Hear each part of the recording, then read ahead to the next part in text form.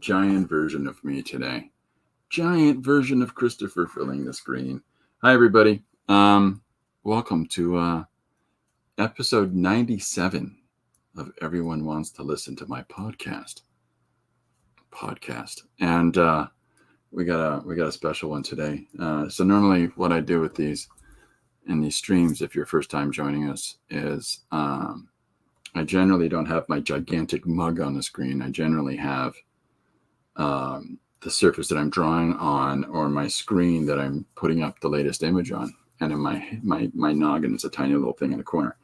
But today we have a special day, and in our special day we have a very, very, very, very wicked guest to join us, and I'm really kind of excited. So I'm going to bring him in, and ladies and gentlemen, this is the creator of DVsM, Mr. Gary Hodges.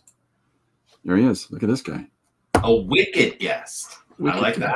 That's wicked. Wicked's one of those words that it means so many things. It does. It used to just mean, mal, but now it's positive. I'm taking it in the Bostonian sort of sense of like wicked cool. Yeah, exactly. Yeah. My boy, he is wicked smart. Wicked smart. Yeah. Mm-hmm. We got some people popping in already. Hey, it's Jim. Hello, Jim. Hello, Dee Dee. I was just talking to Christopher off air saying I was checking up on my tracking numbers, and I'm infuriated you haven't gotten your comics yet. I apologize. I apologize for the United States Postal Service on behalf of them, but hopefully it'll be any day now. I was very disappointed to see that. Jim's already said that. Gary never leaves that room. Never. This is where the computer is, Jim. What am I going to haul my iMac into the living room? I got a debate with that statement though, because I recently saw photos where Gary had to take pictures for his job, where he's in the professional office setting. Yes. And looking very astute and businesslike. Mm-hmm. And that's not that room. It's not that room. It was a different room. Look at Gary in another. I guess that's unexplored potential for my channel is Gary with different stuff behind him. That could be open up a whole new world of streaming to me. And unless this is like a New York refurbished warehouse apartment where your washroom sits in the very center of your open concept loft. Yeah. The idea of you not leaving that room is disconcerting. I know. Yeah, maybe I shouldn't do it. Maybe I shouldn't change it up. Maybe it'd be too much of a shock. Maybe people emotionally depend on seeing me with books and the macrame owl and then trying to like all the things back here. If I start changing it up, it'll be what's happening? Nothing feels right anymore. Everybody lurks and looks at what other people have behind them in their backgrounds. Yeah. Right. Everybody does it. And I remember, when I was looking at what's behind you and saying to myself, is that a macrame owl? It is indeed. I don't know. Let me see if I can tilt this up so you can see the top of it. There we go. It's moving. Look, there he is. There he is. Right there. We're not, I don't think our intention today, Dee Dee, is she says the bookshelf is you, Gary. Yeah. It is. It's become a part of my brand, I think. Just like with the baseball cap and just with like sharing books and all of that. So, and the glasses. Yeah. Well, there you go. And the ponytail, the secret ponytail. Well, just to brace everyone, talking about changes that might upset. I'm feeling like chopping it way back. Like I have not. Like I want longer hair, but it's getting a little like this is too much. So I'll probably be. I'm thinking in the next few weeks I'm going to get chopped to just long enough to tie back. Oh, so that still is probably going to be whatever that much off. But anyway, I cut my hair used to be really long. Oh, it's Janet's joined us. Hi, Janet. How are you? Hello, Janet. At one point. I cut 11 inches off my hair. 11 inches. Which is stupid long hair, right? And when Lori and I met, I had really long hair. And as I matured, I I cut it back, and at one point I just decided to cut my hair short for a little while, and so since leaving the bookstore in 2021, I'm like, yeah, I miss having hair. I'm growing it back, but I find I keep settling on trimming it back at this point. Like I just, because I'm going bald at the top, so it's okay, yeah. It's one of those things where I don't want to be Kim Mitchell. I don't know if you know who Kim Mitchell is. No, I don't. Kim Mitchell was in a band with Paul Schaefer from David Letterman's program, and then Kim Mitchell, I am a wild party. He has his 80s hits, and then at one point, and he always wore a Labatt's 50 green beer hat, like baseball cap, and at one point he went to receive some award without his hat on. You realize that man's got hair down to the middle of his chest and not an ounce of it at the top of his head. This whole time he's been wearing his baseball cap as a cover of the fact that he's completely bald. Yeah, but I don't want to do the shocking Kim Mitchell of people. But I find I'm always cold these days, so which is a new thing for me because I'm fairly insulated, and so being cold, I tend to wear my hat all the time, and I keep getting oh, you're really looking Canadian there, bud. Because of the tooth wearing, but right. It's literally because my head gets cold all the time now. So I definitely do the hat most of the time now, mostly because it's very silly. So when COVID hit, I've always, and a couple times in my youth, I had longer hair, but mostly I used to chop it back to like medium length, just, and then COVID hit and we weren't going outside. Like I was working from home exclusively. And I thought, well, this is a great opportunity to just not get a haircut. And I was like, and that will be a fun diversion for myself. Once things normal again, I'll chop my hair and I'll maybe I'll donate it, or I don't know, like, because it grows pretty fast. And by the time everything like sort of normalized and I felt comfortable maybe going and sitting and getting my hair cut and all of that, I was a little bit like the memes of Bilbo looking at the ring and where he's like, why not keep it? Like I just really I was like, I kind of like having the long hair. I thought I was gonna have to wait till I retired to have it. So like now I can have it now. But normally in my normal day-to-day life, it's down. Like I don't tie it up. So I just look like a roadie. Right. And I don't love that look for this. And I don't do it when I go into the office. So I tie it back, and this is a Hodges family trait. We all have kind of 5 heads. We have these big blinding, and I am very pale, so I have this blinding white giant forehead. I don't like how it looks on camera. I'm vain. A 5 head? A 5 head. It's not a 4 head. It's a 5 head. So when I tie it back, I want the hat, because otherwise I'm going to be looking at myself in the camera thinking like, look at that effing forehead. Look at how big that forehead is. So now everyone knows why this is the thing. Once I chop it, I'll probably stop wearing the hats. Like if you look at earlier videos of me before I grew my hair out, like I'm usually not wearing a baseball cap. So this is the whole thing. Well, it's the funny thing. There's a lot to be said for self-assessment over, how you want people to see you. Yes. Right. So to be honest, I don't, it's not, at least in my case, it's not so much how I want people to see me. It's realizing that I'm self-conscious and neurotic and blocking off my path to being that way. Like I know people probably couldn't care less, but it's like, it's me. It's like, so I don't sit and notice and think about these things. For example, if I think when I did a series of videos for DVsM 1975, I never knew I did this until I was watching my own videos. I have this tendency to bump my glasses. I don't know why. I'll be talking, my glasses aren't falling down, but like I'll just kind of, it's like this habit to just like bump my glasses and get them back straight again. And I realized I was doing this when I watched these videos of myself all the time. Just all the time. It's completely understandable. Since I became, type 1 diabetic, I get cold, and so I'm always wearing the toque. Yeah, but at the same time, I'm always tapping the end of my nose because my nose gets cold. Right. And so I noticed it, and I started getting concerned that I was looking like Slavoj Žižek, right? Do you know who that is?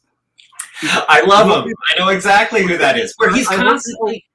What is the deal? Like, seriously, is he on cocaine or what's the deal? Why is it's OCD?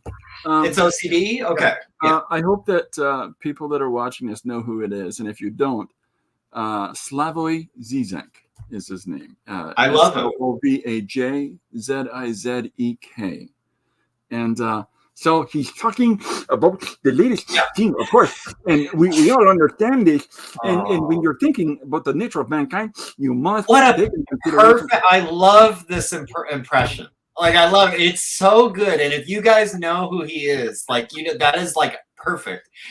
And once again, last time I was on your show, you brought up Camille Paglia. And I was like, how do we know? Are we reading the same books? Are we watching the same videos? Like I've never met anybody else who knew who this guy was. I think I can sum this all up in one word. Okay. Nerds. Okay, we got people popping. Probably. Frankly, Mapleton says that Gary, you can donate your hair to the Bald Guys in Texas Foundation. Okay, all right. It's important for you to know. Adam Lore's here. How you doing, Adam? Joshua Kemball's here. Wow. Hi, Joshua. How you doing? Am I missing any? I don't want to miss anybody, and I'm sorry if I am. Oh crap! Janet says we're going to talk about that. I don't know anything about that. Now's your time to learn. And he really does the sniffling and nose touching like this a lot. Like it's constant throughout his talk. He does his ear. Okay, so when you're looking at the quantification of information, you must. Yes. Right. Yeah, he's take a look at him. He does ideology. I love his talk about They Live. Like I don't know if you saw that video essay he did of They Live, which is symbolism in motion pictures.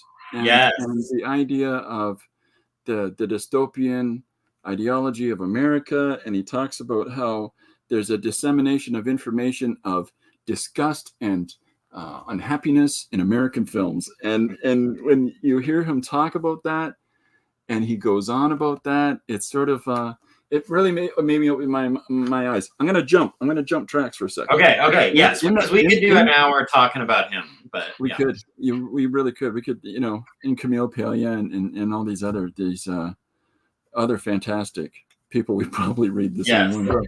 Yeah. So it's something that I picked up from reading Žižek. Is the sort of subversive thing that happens to creators, that when we're working in our projects, we explain things that we feel and we believe. And I didn't pay attention to that. What am I giving away? Until I read Žižek. And as soon as I read Žižek, I went, uh-oh. Right. Uh-oh, people are going to figure me out for being a kookaburra. Well, or maybe even more unsettlingly, they're going to pick out things about you that are unconscious to you. Like that, I think there's a possibility. I think if you're doing interesting art, if you're doing whatever quote unquote real art is,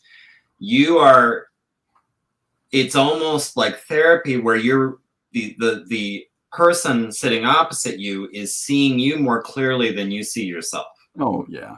There's inevitability of that.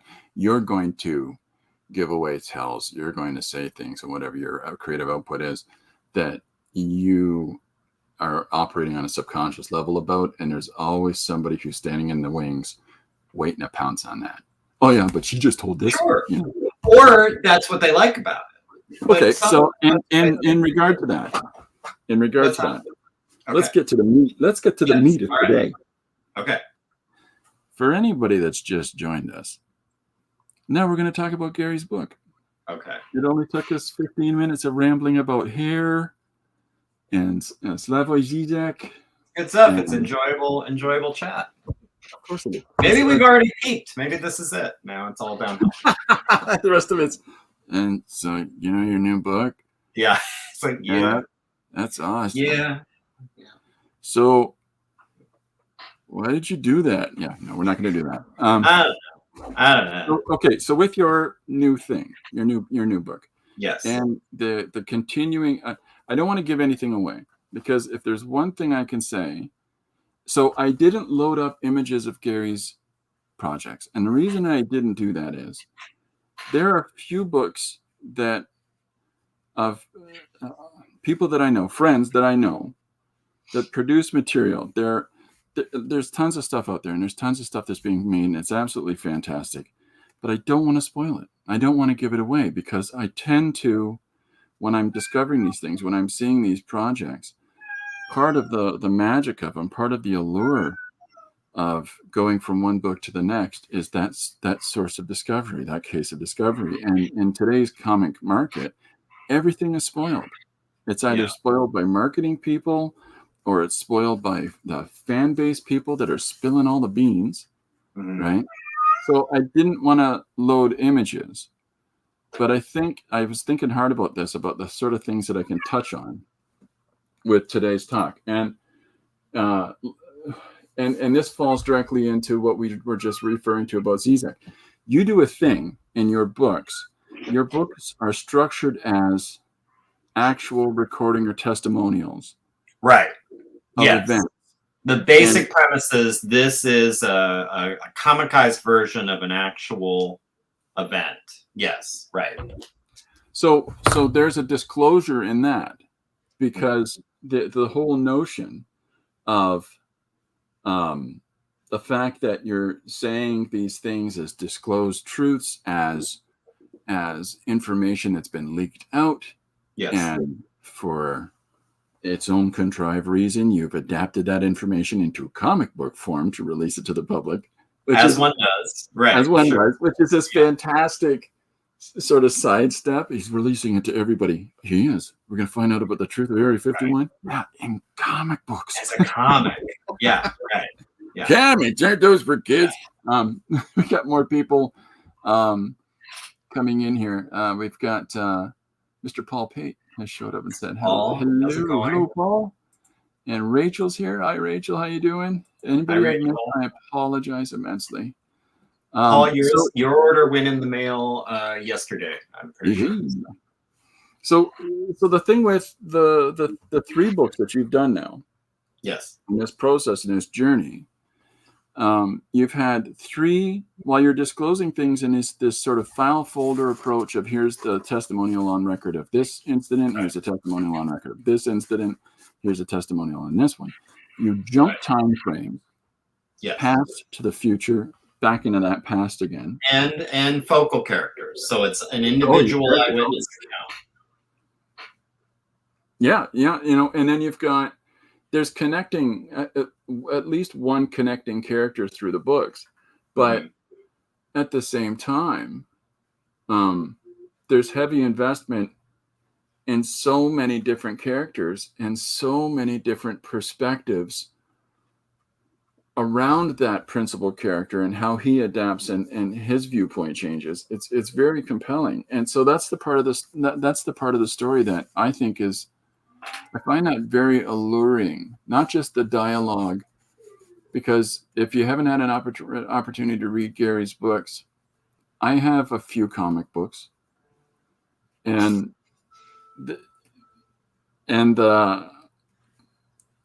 his dialogue is some of the best I've seen. Oh, wow. And so in a lot of, there's a real problem in a lot of Western comics today where it's either immensely dialogue heavy and the art barely tells story. It just more flashes up images that are heavily laden with dialogue. Yeah. And, or it's the opposite. It's all this flashy imagery and really no substance.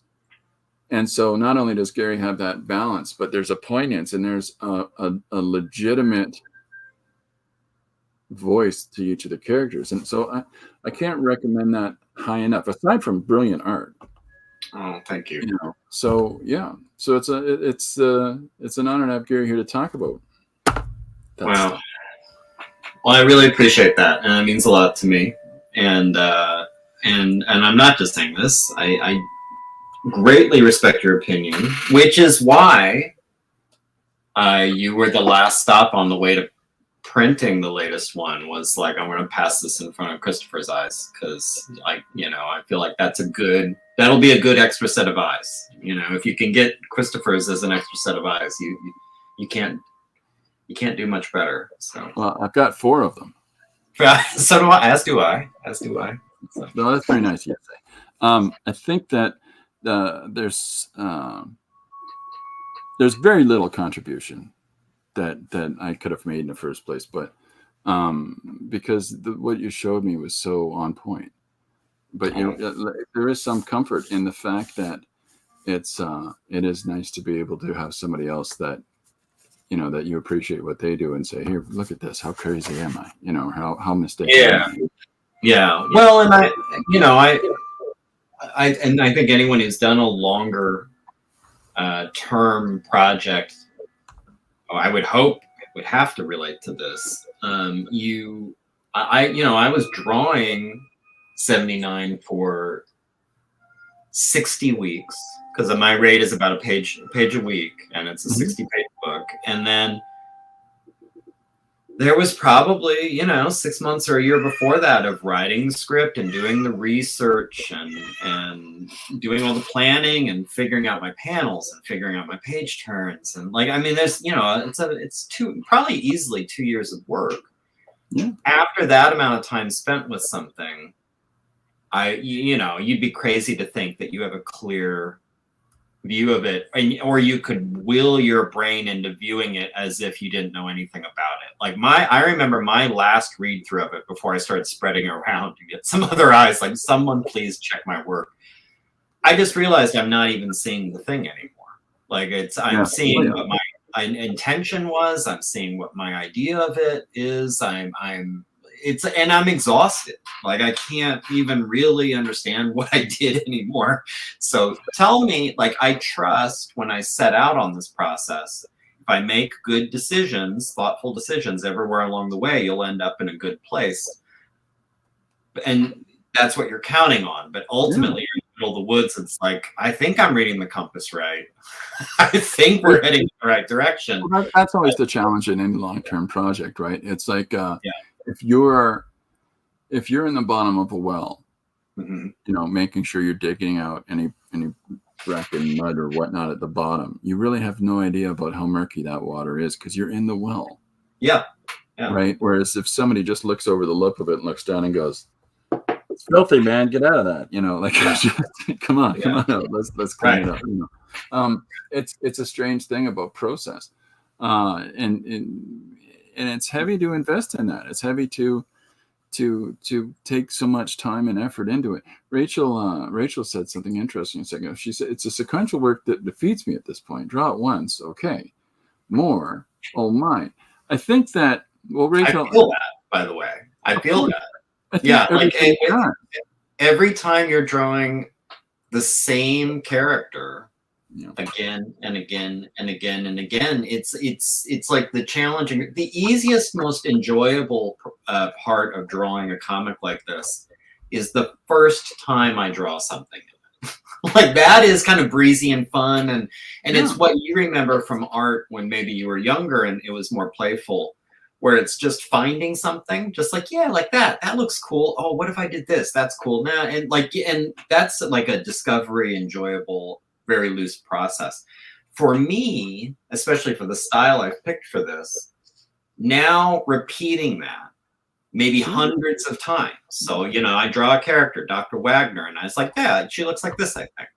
And then you have to do it again and again and again and make her consistent, whereas how she looks on page 59 is pretty close to how she looks on page 2.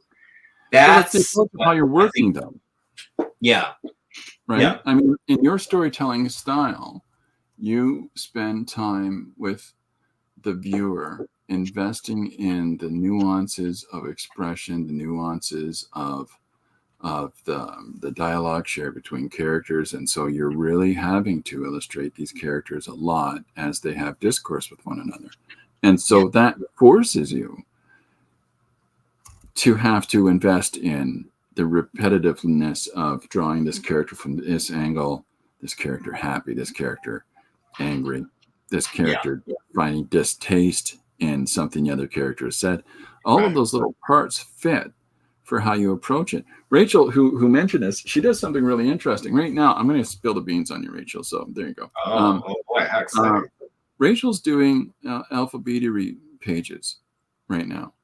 And so she'll do B, and she'll draw a couple of different variations on the letter B, or some stylistic approaches to that. And she'll do a couple of images that are clearly things that start with B, but then she'll have also little ABC words that either associate you to try to figure out, well, what is that describing that starts with B?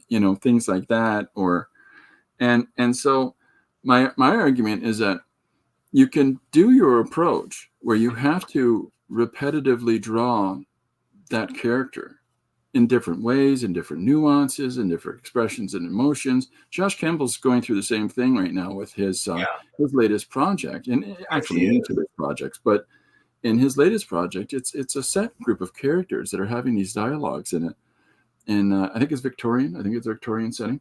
And so he's getting all these nuances of these people's interaction, right? That's one way of doing it. Rachel's is a more editorialized way of coming at a topic or an image. And so she's not isolated and have to repeatedly draw a character in dialogue. She's trying to find different facets of it. I try to find a middle ground with the one-page approach.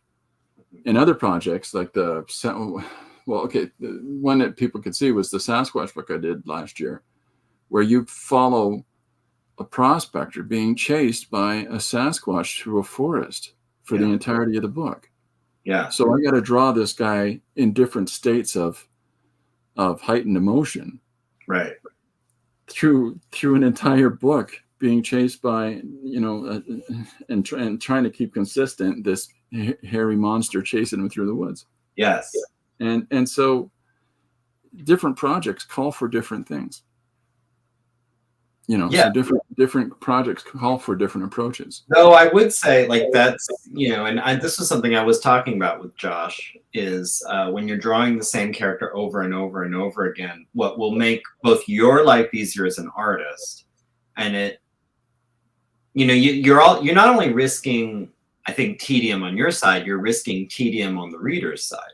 So I think the challenge now is, even though it's the same character you're seeing page after page after page, are you constantly giving them new things to do, new feelings to feel, new expressions to make, new gestures to make, are you kind of keeping it? I think that's what made, in some ways, drawing DVsM 97 harder, in that the main character was in a holding cell being interviewed, and they're handcuffed and they're planted. And so I'm very limited. Like, I can't have her get up and walk around. I can't put something else different behind her. I can't have her getting a soda out of the machine or opening a door. She's going to be sitting there the whole time. So then it really, that kind of dictates, who is this character going to be? I need someone who's a little explosive, a little emotional, a little dynamic, so she's constantly doing things. And let's make her a smoker, so she's constantly fiddling with a cigarette. I need to pack a lot of performance into a small box. And so what are the things I can make her do?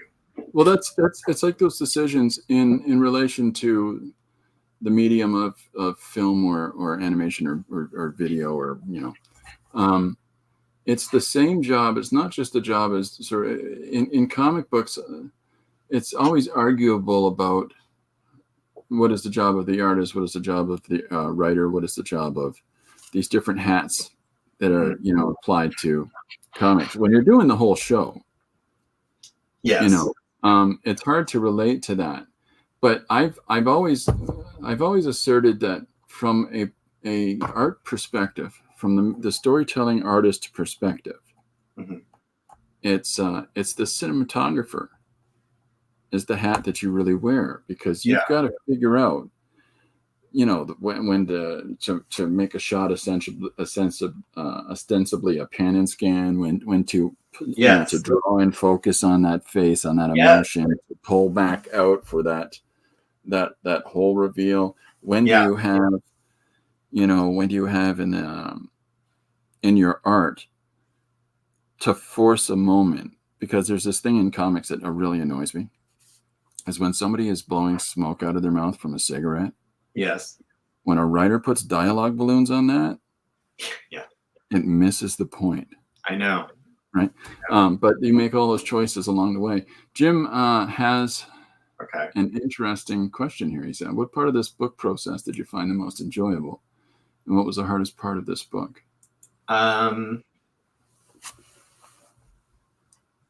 The most enjoyable part for me, and I'm just scratching the surface of it for the next one, is taking all your little ideas and funny whims and bits and pieces of like dream logic and trying to figure out how am I going to shape this into a story? Like, what's the story? Who are the characters? What's going to happen? What will be sort of fun? What will be unexpected? Where will there be the emotional parts? Like, I think that part, the really kind of getting a clear picture of the thing in my head is, I think, the easiest and the most fun part. It doesn't feel like work at all to me. It's like a fun, it's almost like intentional daydreaming. I really enjoy that. The hardest part, honestly, is the grind.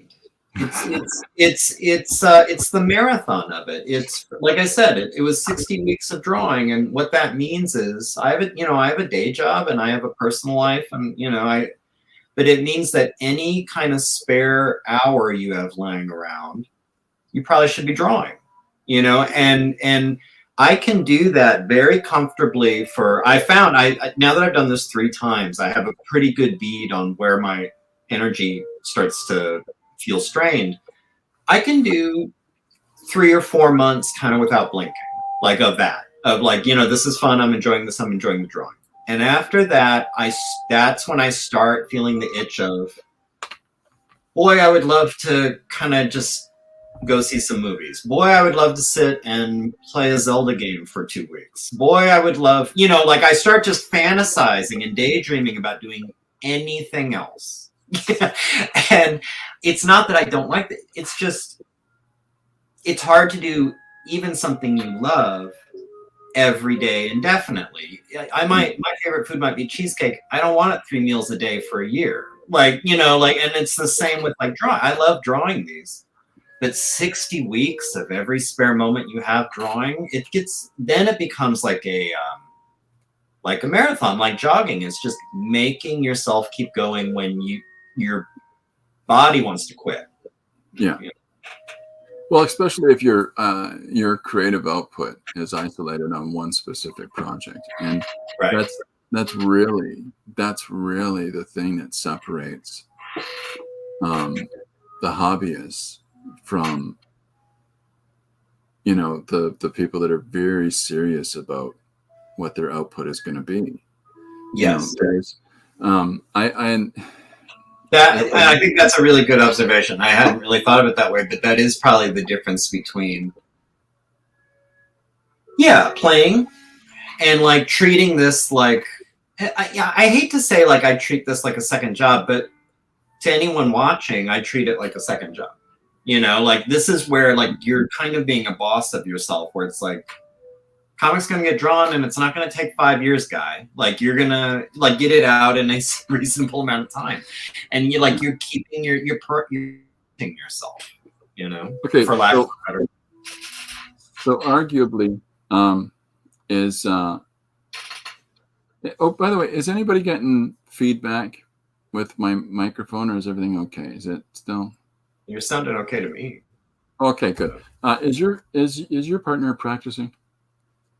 behind you? I keep Yes, hearing. I'm sorry. Yes, yes. Okay, so Yes. there's Is that what you're hearing? Sorry. Yes, yeah, you I was might hear afraid some faint clarinet in the background. Yes. I was afraid we were having some kind of the end of Close Encounters of the Third Kind of a moment here, and I was just waiting for the half quaver and the full quaver to start kicking in. Right. There's Rachel says your storyline dictates your sketches. Mine is so free form, out of motion. Yours and the characters. That is the art and skill that you demonstrate. She says. Well, thank you. Thank you. There's and Barbara's joining us. Hi, Barbara. Yeah. There's, well, and definitely this kind of story I'm telling, I think, informs the look. It's all together. I was having this conversation just recently. Like, it was what is this? Oh, just Zelda being a distraction. Yeah. That's great. No, that like I was having a conversation recently about, they're talking about how some creators are very plot focused, some are character focused, and I've often been thrown in like the character focused camp. But I honestly feel that it's two sides of the same thing. You design a character, and then you think, what is the situation I could put this character in that's most dramatic and interesting, and vice versa. I have an idea for a scenario. What kind of character would be the perfect kind of character to throw into that would be fun to watch? I think almost the art style is a similar thing. What is the right look for what you're trying to do here? Like, it's all the same elephant, Like, I can't really picture a scenario of like, I don't really care what the plot is. I'm doing character stuff here. I don't care what the character is. I'm doing a story. Or like this, I want to draw something in this style, and like it's all informing the other. It's this like snake eating. It's all very meshed, all right. very enmeshed, all very interlinked, and that's the strengthening of a piece, is what that is. Somebody that comes at it from one specific perspective. Someone that comes at it only with this agendized facet in mind is only going to create on that level, right? And when you start to take into account all of the different aspects of what you need to be paying attention to in the process of creation, then it starts getting the deeper level of sophistication. It's a challenging thing though, because anybody in their creative journey, if you look at the output as something being a marathon, most people aren't going to run the race at all. But if you look at it as, let's go, see how good we do. Let's just start running. We'll get better as we go, improve over time, and then you find that you have an affinity for it. So now you start, jogging additional times each day in order to try to improve your ability for these long distance runs. And it's the same thing with this. It's the same thing with anything. It's the reason that we hear your partner playing in the background. It's with a little bit of application to anything, you'd be amazed and surprised at the things you do. Barbara is here, and Barbara says that she doesn't have any art talent. I disagree with that. I find that hard to believe.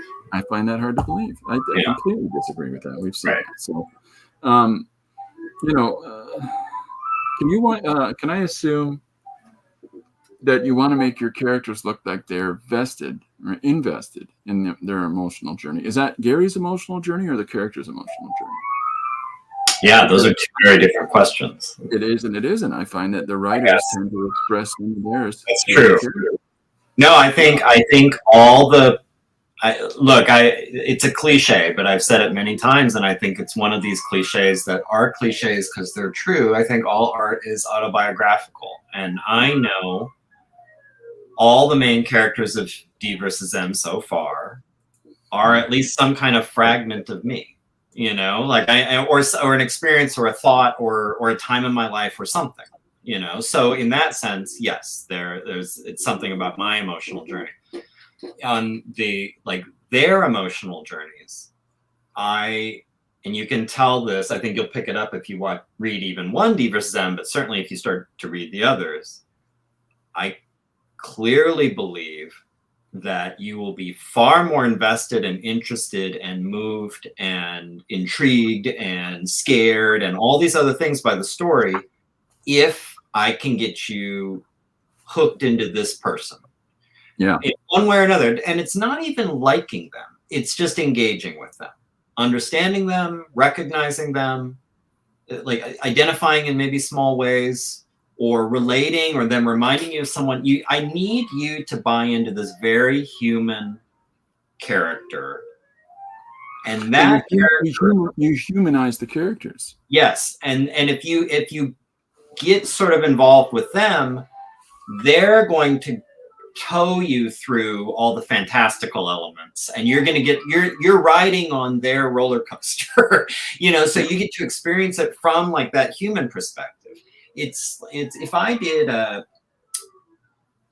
if I did a comic and it opened with a bunch of people standing at a bus stop, and a car drives by and they do a drive-by shooting and someone gets clipped and dies, that might be sort of interesting, sort of scary, sort of sad, sort of whatever.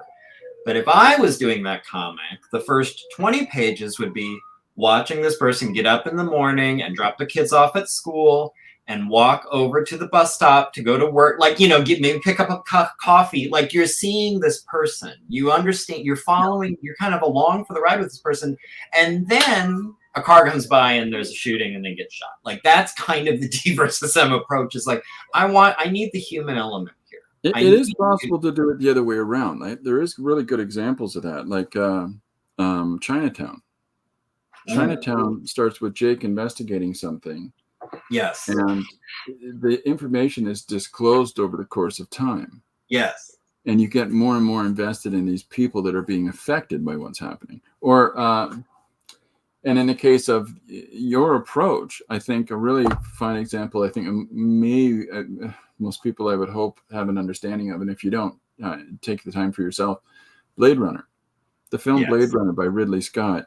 Deckard, the main character played by Harrison Ford, is a blank state. Yeah, you don't know anything about it. You don't care about him. He clearly doesn't care about everything else. He doesn't want to do anything. Yeah. But then by the end of it, he is in such a state of panic and striving to survive. And, and then you've got just this completely crazy situation around him, like Roy Batty. You can't play if you don't play, running around, stalking him to destroy him. And you are there with him. And that's why there's so much emotional resonance at the end, is because it builds to this extreme crescendo moment. Yeah. And or another one I feel is similar. Chinatown is amazing, maybe a perfect movie. Blade Runner is fantastic. Unforgiven, like that last scene in Unforgiven, almost doesn't mean anything if you haven't been along with Clint Eastwood's character through the whole. Like, now it has power. Now it has stakes. Now it's interesting. Now there's story and not just kinetics. And I think that's. Yeah, sorry. Go ahead. No. I think that's something I've always been struggling to try and do with DVsM, because it's an extreme kind of concept. Is like, but I don't want to lose sight of, like, I'm trying to tell human stories here. So, and when a story is done right, it sort of leaves you at the end going, yeah, that was pretty well rounded. Like Unforgiven is an example where I can honestly say, when Unforgiven came out, there really wasn't much point in making a cowboy movie for 5 years. There really wasn't. No, it was dead. Westerns were dead. That film dissembles all of the Western tropes and identifiers and character stereotypes. It deconstructs it all piece by piece and says it's all full of crap. Yes, this is all like this. This is how they're real. And if I had to point to, if I had to try and figure out what are the weird, tiny genetic ancestors of DVsM living in the jungles, like 4 million years ago, to me, like, for Unforgiven, for people who've seen it, the love the scene so much. Sometimes I'll just cue it up on YouTube just to rewatch that scene when Beauchamp, the pulp writer, is in a little jail where I can't remember the character's name. English Bob is in jail. He's been beaten up. He's in jail. Richard Harris. Yeah, Richard Harris. And Gene Hackman, aka Little Bill, is reading one of these pulp novels that the writer wrote. And he's reading out loud this gunfight that supposedly English Bob had been in. And that English Bob had been in. But it's this very flowery, pulpy, ridiculous version of it. And the writer's like, well, I admit I took some liberties with the language, but I feel like that's fairly accurate account of what went down. Yeah. And Little Bill says, like, I was in that saloon that night, and let me tell you exactly how it played out. And you see the funhouse mirror of it. Like, you see the elements of truth. Yeah. But the version that Little Bill has not only is really, like, it crumbles the writer, like the reality of it, but it has that whiff of reality to it. You can buy it. You can buy that that's probably how it went down. And I always thought, wouldn't it be fun to do kind of a pulp B-movie concept like that? Like, this is how it actually went down. And kind of try to humanize and real worldize it. And that's DVsM. That's, I think you could trace it back to that. I always loved that scene. I was like, I want more of this. I want more of dispelling the myth. I don't want to spoil the first book. And for people that are reading them for the first time, and if you pick up the 3, 75, 97, 79 is the order of production and release. It's order of release. I would say you can't. Tell me if you agree. I write them to be read in any order. But I think the ideal order is release order. Sure, I think that. What's that? I think so. But, there are creators that have released things in whatever order because that's what they want to draw more. And right. But so just for 75. Yes. I don't want to spoil the book for anybody. I don't want to give it away. But I'm going to give away one part. And that is that it starts with a conversation in a car. Mm-hmm. And to start a book in that regard and to have in the course of a conversation, this sort of summation on the character and identity of the individuals that are in the car and how then they're going to associate what comes next it follows this course of dialogue that we've just had in some of these examples that we've just made so that you have a rounded sense of who they are. And when it comes to the next situation that comes up, and I'm not going to give it away, it's important that you sense that. It's important that you feel that. I took a real chance today. And so anyways, I commend you on that, Gary. Oh, well, thank you. I appreciate that. I took a real chance today. The one-page comic that I did for today was a suggestion by Jim Luan. And it was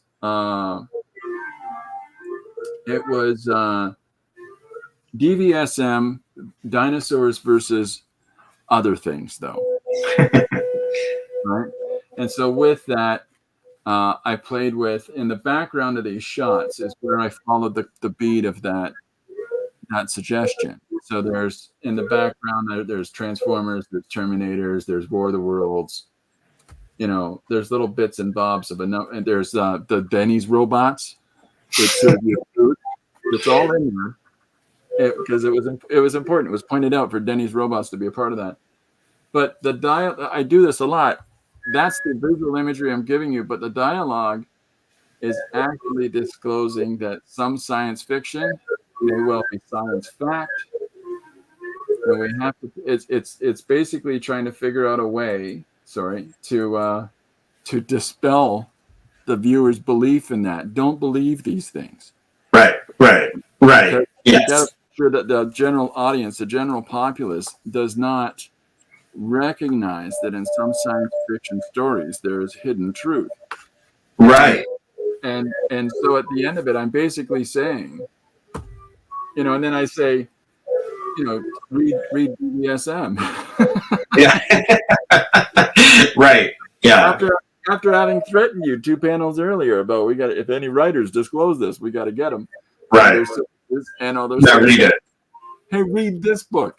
It's almost like saying, agents, research this and go get that guy. Right. To take a play on just take a turn on the way that you approach this information was disclosed to me. Right. And you probably shouldn't. And I think on the back cover of all my books, there is some version of, you probably shouldn't read this. You know, like you're taking a big chance reading this classified material, like, you know, which is a very bizarre selling tactic of like, I don't know if you should read my book, maybe you shouldn't. It's the double play in the sense that you shouldn't read this. Yeah. Are you sure you're ready for this? Are you sure? Right. And so that's what I tried, and to try to encourage people to come and join today. At the same time, I want to do little honorific to you by doing the one page that was suggested regarding your work on the day that you're going to be on the show. So, well, I loved it. There's something fun in the idea of turning a piece of information on its ear and turning it on its side and just exploring what can fall out of that. You know, like there's so much to do. Like Rachel or Barbara says here, I'm sorry, Barbara, say what you want about cowboy movies, but Blazing Saddle added a wonderful dimension to the myth of cowboy. Blazing Saddle broke the genre at the time. Like it was like, here's this film that doesn't take cowboy tropes, stereotypes, images, or anything at all serious. Yes. Like just the idea of Harvey Korman's, sitting there with Mel Brooks, work. Like just the littlest things that they made jokes of in that film. It does the same thing for cowboy comedies that Unforgiven did for taking apart serious cowboy films. You know, and then if you haven't seen Unforgiven, I recommend it. Great film. It's great. And then at the end, it reinforces every single one of them. Yeah. I would say that it breaks it down, lets you understand maybe everything isn't what you believe. Everything is what you've been led to believe. But at the beginning of that movie, your Clint Eastwood character, despite the fact that he's first seen up to in the thick of it in a pigsty, trying to catch a sick pig and separate it from the others. And by the end of that thing, so when the person approaches and says, "Are you this guy?" Yeah, you know. Yeah. And then at the end of the movie, he's that Yeah, guy. he is. Yeah. That was not a good thing. No. You know, so it's the whole movie.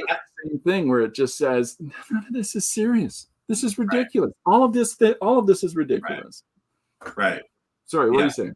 No. I just thought I mean that's another thing. It's a little bit like Paglia or whatever else where we could probably talk an hour about Unforgiven because it's just I think it's for sure one of my favorite movies of all, like top 10 favorite movies of all time. Like, there's certain works in certain genres and certain medium that is always going to have some affectation on it. We've referred to a lot of film, but then again, there's a lot of literature that does the same sort of stuff. War and Peace has a lot to say. War and Peace is massive. Yeah. It has a lot to say and says a lot. Yeah. It's dense work. Right. Dostoevsky is anything you want to read by him is intense as well. And it's just, but if you can get into that and it's not dissimilar from, I think Dee Dee's reading the entire series of Cadfael, you know, the monk. And it's not dissimilar from that. It's just rather than being episodic, it's all at once. Yeah. And it's so overly layered. Les Miserables, it takes such leaps for such a relatively simple story. But it has to do that in these little leaps and little arcs. And you go, it just means this. You know, like there's just some people I think are less successful at it than others. So I would refer to War and Peace over Les Miserables, but uh, it's all about the work. There's always going to be something in certain genres that stand out. Akira is a really, as far as it goes for manga, not just the animated film. The animated film set such a benchmark for other animated projects to come out in the Asian market that took them years to catch up. Yeah. But just to catch up, like I think if you said that Akira still hasn't been surpassed as far as anime goes, you could probably argue about it, but it's not a crazy thing to say. You know, like you could make the case. There's definitely stuff that's been coming out that gets up there, but Akira set a bar, and in manga, Akira is a quarter of the material that's in the manga. Yeah, like the manga is 6 volumes. Well, this is the whole collection right here. This giant box. Right? Oh yeah. Like, and there's things that allude to it in the film. Like every time you see that religious group marching around making noise, there's a whole arc of that, and it means a lot, right? Here's something fun. Question for Mr. Hodges. In this new book, are there more shenanigans or hijinks? Are there combinations of both? I would say shenanigans. It opens with shenanigans, and then the shenanigans get a little wrapped up, but then hijinks ensue. I would say that's all hijinks can ever do. They must ensue. The hijinks don't begin; they ensue. Yeah. Wait, okay. What did you do before DVsM?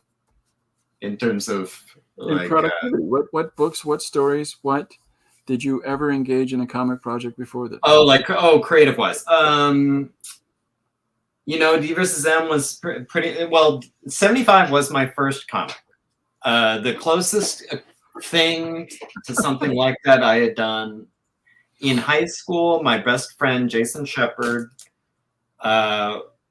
We had a lot of classes together, and we would do this stupid thing where I think he started it, where one time in class he passed me a note, and I opened it up, and all it was a stick figure with a gun pointed like this, like right up at the viewer. And I think he was saying something like, "Got you," like something like that. And then then I did something back, and it started evolving into these multi-page comics where like I was the hero of my comic, he was the hero of his comic, of us like in these weird kind of Wile E. Coyote Roadrunner games with each other, like setting up traps for each other or like trying to get each other. So that was like on-lined notebook paper sketched out in high school. That was the last time I did a comic before DVsM 1975. Like I had not done a comic. That says a lot to just innate talent then, Gary, because your line, your composition, your ability to tell story is all really refined. So that's surprising to me, because there's a weird thing that I do, because I've got a couple of comics and I've read a few, and there's this weird thing that you naturally start associating stylistic approaches to work, and you start associating stylistic art and stylistic storytelling. And because when you get a couple of books in your room, you got to try to figure out some way to organize them. Mm-hmm. And for me, one of the approaches that I did was, because you start going, do I do it in genre? And then you start going through all your stuff as genre. Do I do it in, according to company? And, right. Do I do it according to, creators that I really enjoy, and keep those separate, but there's, you've developed sophistication for right out of the gate, if that's the case, because your line quality is like Chris Sprouse. Your dialogue is, I'm hard pressed to find a contemporary reference for your dialogue. I really am. That's nice. Well, because I've always loved drawing. I mean, I've drawn my whole life. I've just never taken on a comic project. And I see. Okay. And I've always my mom used to say, and who knows if this is probably allegorical, but that I was drawing before I could walk. That I was sort of so I've always loved drawing. Yeah. And I've always loved creative writing, even though I've never seen a project through before this. Mm-hmm. And in college and for a few years after college, I was really working to try and write a novel, which I intend to circle back to someday. So, I mean, it's not, I guess I would say there were a lot of projects not followed through on in my life. Nothing had, I can't point to a previous comic or a previous book I put out. There's none, because nothing ever came to fruition, but I always loved it. But I think most importantly, and this is something that Jim and I have talked about a lot, I love movies. I love cinema. I love fiction. I love art. And I have to believe that not only with whatever ability I have, however good DVsM manages to be, I think is mostly just me having immersed my whole life and really having an affection for work, and starting, if you do that enough, I think you level up your taste, and you get a clearer picture in your head of what's good and what's bad.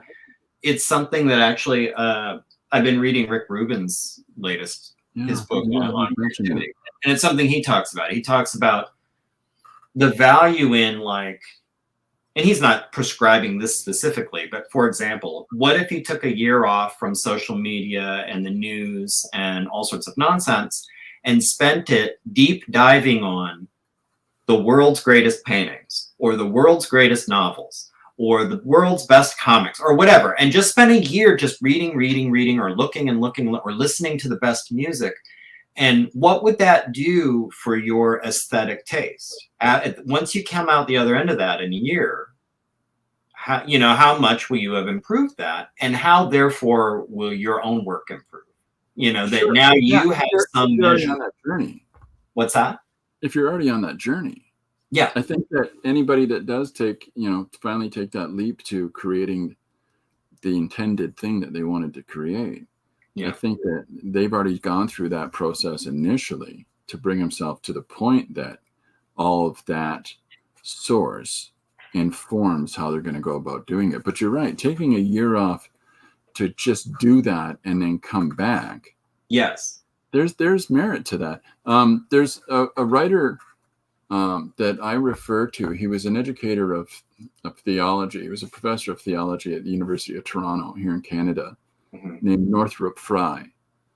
And I don't know if you've read Frye, but he wrote, one of his theses was The Educated Imagination. There's no way that if you want to learn to write, you need to read. If you want to learn to cook, you need to eat. There's no way that in the course of reading, you are not going to develop more sophisticated taste in literature. Yes. If you just keep reading and just keep trying different things. Now, I've always argued that if you only read Stephen King, you're probably only really going to read Stephen King. If you only, there's a problem I used to have in the bookstore where I call them spawns. I don't even give them a differentiative name from the book that they read. Yeah. But fans of Spawn only read Spawn. Right. Or Spawnish. No, right. No, I mean it. I'll go like locked in. Spawn. Yeah. I used to read Spawn 10 years ago, so I'm just coming back in to buy that entire collection again. Yeah. There's so many other things. Are you interested? What are you really interested in? Spawn. Spawn. There's no hope for that. Right. Those people will never be able to experience people that have grown up reading Spawn like them, that have then invested in educating their imaginations with other things, and then come at Spawn with a different approach or perspective in their own creative voice, their own creative output, that is far deeper the well than what you're getting out of Spawn. And it's ostensibly the same thing. It's just better. It's just, it's not, but his chain cape is cool. Okay, read Spawn. right? And Look at the spikes. I can't disparage them that they know what they like and Right, but there's an important distinction there, and I think you can think there's lots of examples of this. Like a conversation as a Star Wars fan, on balance, like I've talked about in the past how there are some people who say they love Star Wars, but if you dig into it a little bit, you realize they love, for example, Clone Wars. They're not, I wouldn't call them a Star Wars fan. I would call them a Clone Wars fan, which is like, you know, or for example, they like Empire Strikes Back. What do you like about Star Wars? I like Yoda, and I like I Am Your Father, and I like people that do that isolate like that. They're always referring to the thing they started with. Right, and usually, but I think Star Trek fans and original series Star Trek fan, it's largely age.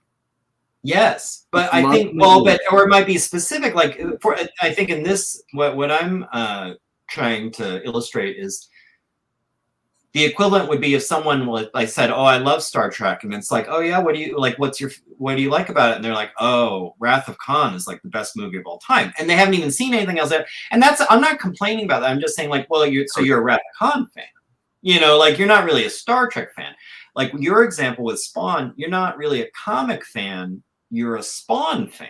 Like you don't love comics, you love Spawn, you know, and that's not good or bad, but I think when it comes to what we were talking about, leveling up your taste, you need to kind of love, I think, something, you need to love a little more broadly than just, I would be skeptical that someone who, for example, has only ever read Swamp Thing, as great as Swamp Thing can be, who's only read Swamp Thing, they don't care about anything else, they just love Swamp Thing, could really produce anything super interesting.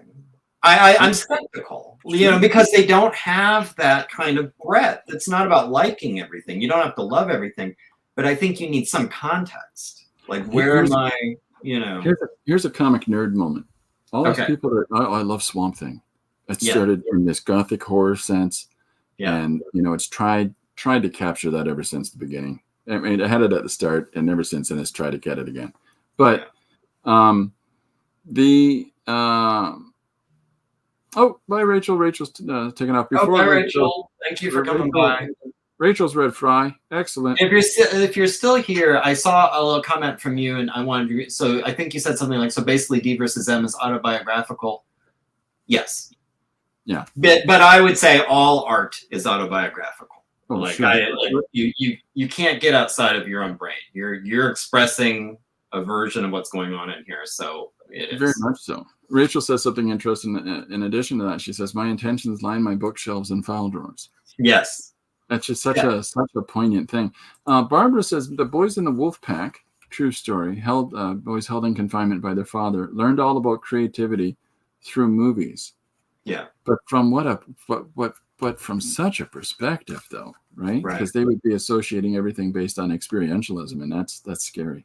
Right. What were we talking about? Talking about taste and maybe like how. Oh yeah. How interesting a creative you could be with a limited. Swamp Thing. Yeah, Swamp Thing. Yeah, there you go. Swamp Thing. Swamp Thing started in this gothic horror sense, and by the time that the original Swamp Thing series had ended, everything since then that they've done is desperately tried to claw back and recapture that. Right. It was very much of its time and place.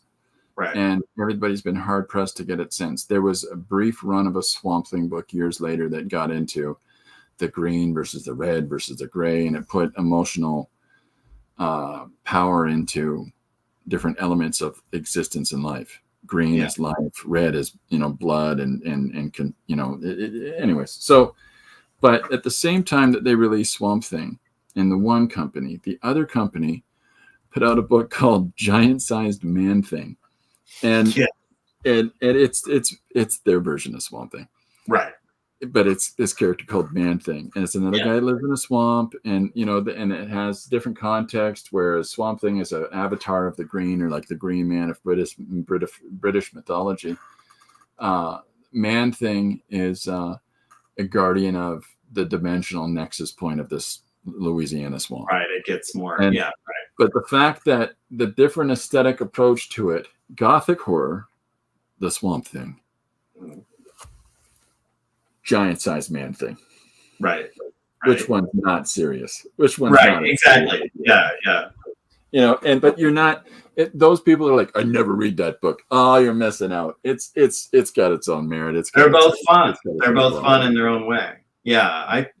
Well, and also just as a disclaimer for anyone who's watching, I am not as knowledgeable about comics as almost anyone else in our circle. Like I've enjoyed comics, and I can point to a bunch I've loved over the years, but I feel like I just sort of feel like everybody I know in our circle knows comics better than I do. But I really don't even separate comics versus movies versus music versus literature. I see it all as just art, and I feel well versed in other things enough to inform my work. You know. Yeah, no, I think that's an important distinction. Is that it's one thing to know all about comic books. Mm-hmm. Which ones, right? I mean, you can't compare. I'm a nerd, right? And in generality, much like, you know, you would be ascribed as a nerd to other people by other people in generality as well with our interests. Of course. But I managed a bookstore for years, right? The amount of immersion that I have in it is substantially different than others. Yeah. And you have to know and understand the material that you have if you're going to put it in front of people and help them find the material that they want. I don't like the idea of if you want to sell people. No, that's not. Yeah. You want to help people get in touch with the things that they are dialed into, right? Right. And so because of that, you tend to get this general knowledge from your own investment into what you do. Yes. But so by that, there's people that, I know all about comics. Fantastic. Yeah. Have you seen all the Marvel movies? That's not comics. Those are movies. Right. Those are different. Right? And you know, yeah, but I've read all the Marvel comics. Okay, but that's not all comics. That's you really enjoy Marvel comics. You know, like you really enjoy that. And it's and the Marvel movies aren't all movies, you know, like, I mean, that's another thing where if you say like, I love movies, and it's like, what are your top 5? And they're listing off Marvel movies. It's like, okay, well, that's almost like you're not really a Star Wars fan. You're kind of a Clone Wars fan. You're not really a movie fan. You're sort of a Marvel movie fan. Like you're not, there's no evidence that there's some, but it gets facetious at a certain point, right? Like there's a certain point where you're like, dude, just relax. Not everybody is in, you know, the whatever level of deep dive, but some people take some degree of pride in that, right? Because I know this, right? Okay, but that's great. But I haven't gone to see a superhero movie in I don't know how many years. Yeah. I think the last one I saw was Guardians of the Galaxy 2. And of all of these Marvel movies that came out, I've watched them at home. Yes. You know, because a lot of them are garbage, you know. But when people say, you know, what's your favorite comic book movie? And I'll say something like Road to Perdition is really good. And they'll look at me like I've got 3 heads. Right. You know. Yeah. It's a comic book. That's adapted. History of Violence or something. Yeah, that's not what they're looking for.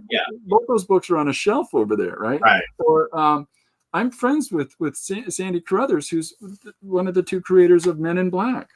Wow. You know, and that's this small little comic company that the whole Aliens on Earth thing, that's 1 issue of that series. Right.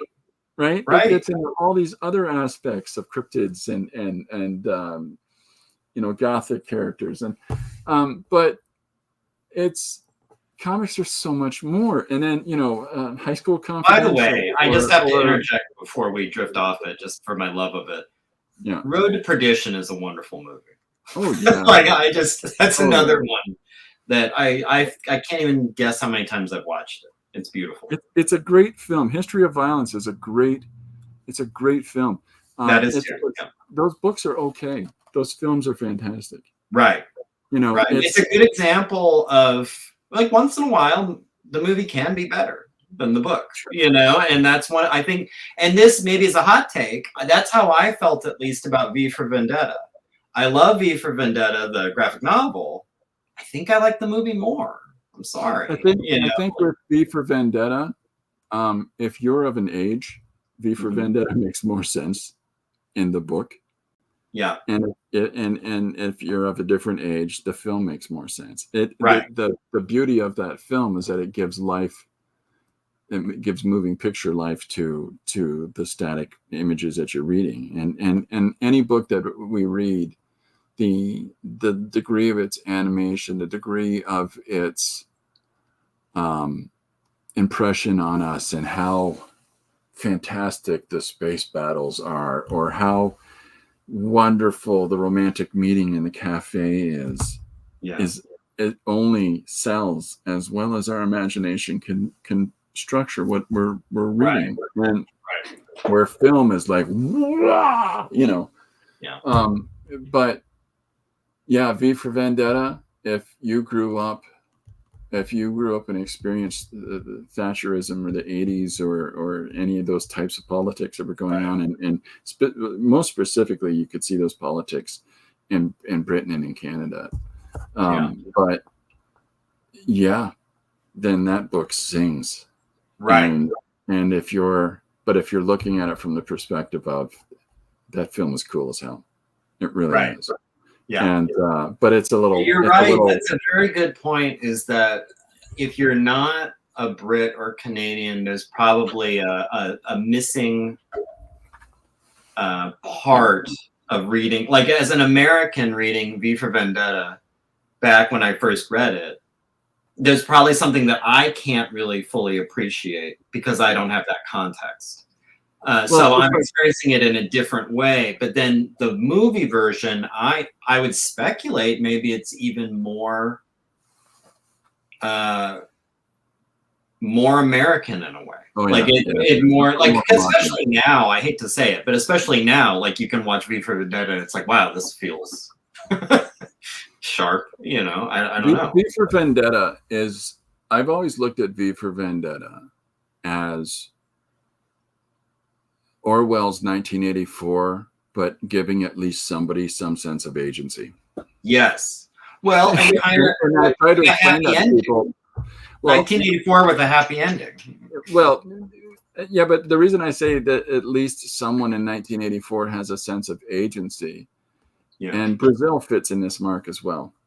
Brazil is like a good, it's another story in the world of 1984, whereas V for Vendetta, somebody has some facility to do something. Yes. In the greater confines of a totalitarian, oppressive, all-consuming and controlling government. There is a small, narrow, but still workable way out of this, you know, where it's not like, because 84, I think that was, to me, the most powerful thing about the book. And then my favorite movie version is the one with John Hurt. Oh, sure. What's that? Laurence Olivier. Yes. But I think what's most powerful about 84 is that feeling of just hopelessness, that there is I don't know, maybe other people had a different experience reading it, but when I was reading 84, I never felt like there was a chance in hell that this was going to end well. You know, like it feels very futile and sad, and you're glad at least like someone pushing at the fence, but you never were under any illusion that the fence was actually going to go over. And V for Vendetta is different. V for Vendetta is like, oh yeah, maybe it's more like Andor, where it's like maybe something can break loose. You know what? Andor is an interesting one to fit in there. I do this thing. I have this weird thing in my head where if you read 1984 as a novel, read V for Vendetta as the graphic novel, as the comic book, and then you can watch the film Brazil. Yes. And I was trying to think of what would be the reference for television, and I was hard pressed for that, honestly, for, Yeah. you know, and I haven't seen it yet, but I keep hearing about the televised version of A Handmaid's Tale, and I thought it might be that. Could be that. But I couldn't bring myself to watch it, just because it's bleak. I just, It is. It is. And I think that the Andor television series may well be the fourth part of that, because I was trying to think of a dystopian totalitarian government narrative in different genres or in different media, I guess. I think for sure Andor. Yeah. In different media. So Andor would fit into that. Yeah. But so with that in mind, when you're looking at your output, when you're looking at your DVsM books, yes. Can you contextualize that? Is there some sort of comparative textualization that maybe you can refer other people towards in let's say literature, film, and television? Is there something relatable? And I'm not talking about it's just like your books. I'm not saying. I'm saying it has like the same spirit or the same vibe.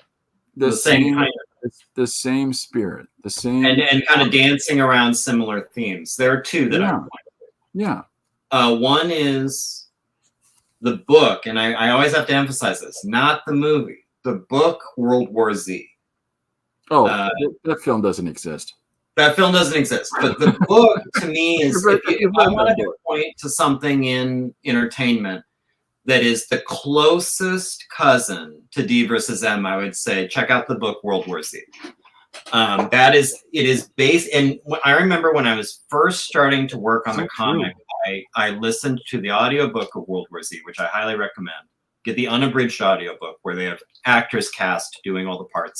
Oh, wow. To me, it was so encouraging because it felt like a proof of concept. I was setting out as like, this is what DVsM going to be. It's going to be POV characters. You're going to get glimpses of this larger sci-fi war. You're going to get very human angles on it from different vantages.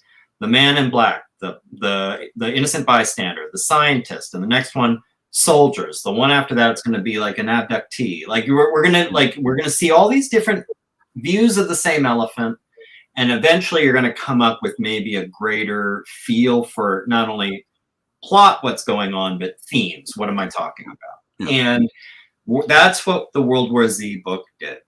It talked about a zombie apocalypse from the perspective of a politician, a soldier, a scientist. It was the same kind of where you really got into what would it be like, what would it feel like, and what is this about us? The worst part of that book is the misnomer of that book is that people hear zombies and walk away from it. It's not a zombie. I know. It's not a zombie book. And I would argue, I don't know if people would agree, DVsM isn't an alien or dinosaur book. It's an opportunity for me to tell human stories with that backstory. I didn't say that out loud. Yeah. No, it is. But your book it's not a dinosaur book, and it's not space alien, space opera nonsense. It's a story about human beings trying to deal with situations that are beyond their ken. And their situation becomes more challenging because of them. Like their unique, their life history, bringing them to that moment becomes a factor in their present. And that's the most human story of all. The other thing I would point to, and I think this has like the vibe, and when I do the fantasy of, if DVsM got optioned and they could make a movie or a show or a series of it, who would you want to do it? The HBO series Chernobyl, to me, is like, it has like the perfect kind of vibe and tone and texture and theme to it. Where you're seeing, it's a beautiful, beautiful show. It's one of the best shows I've seen in recent memory.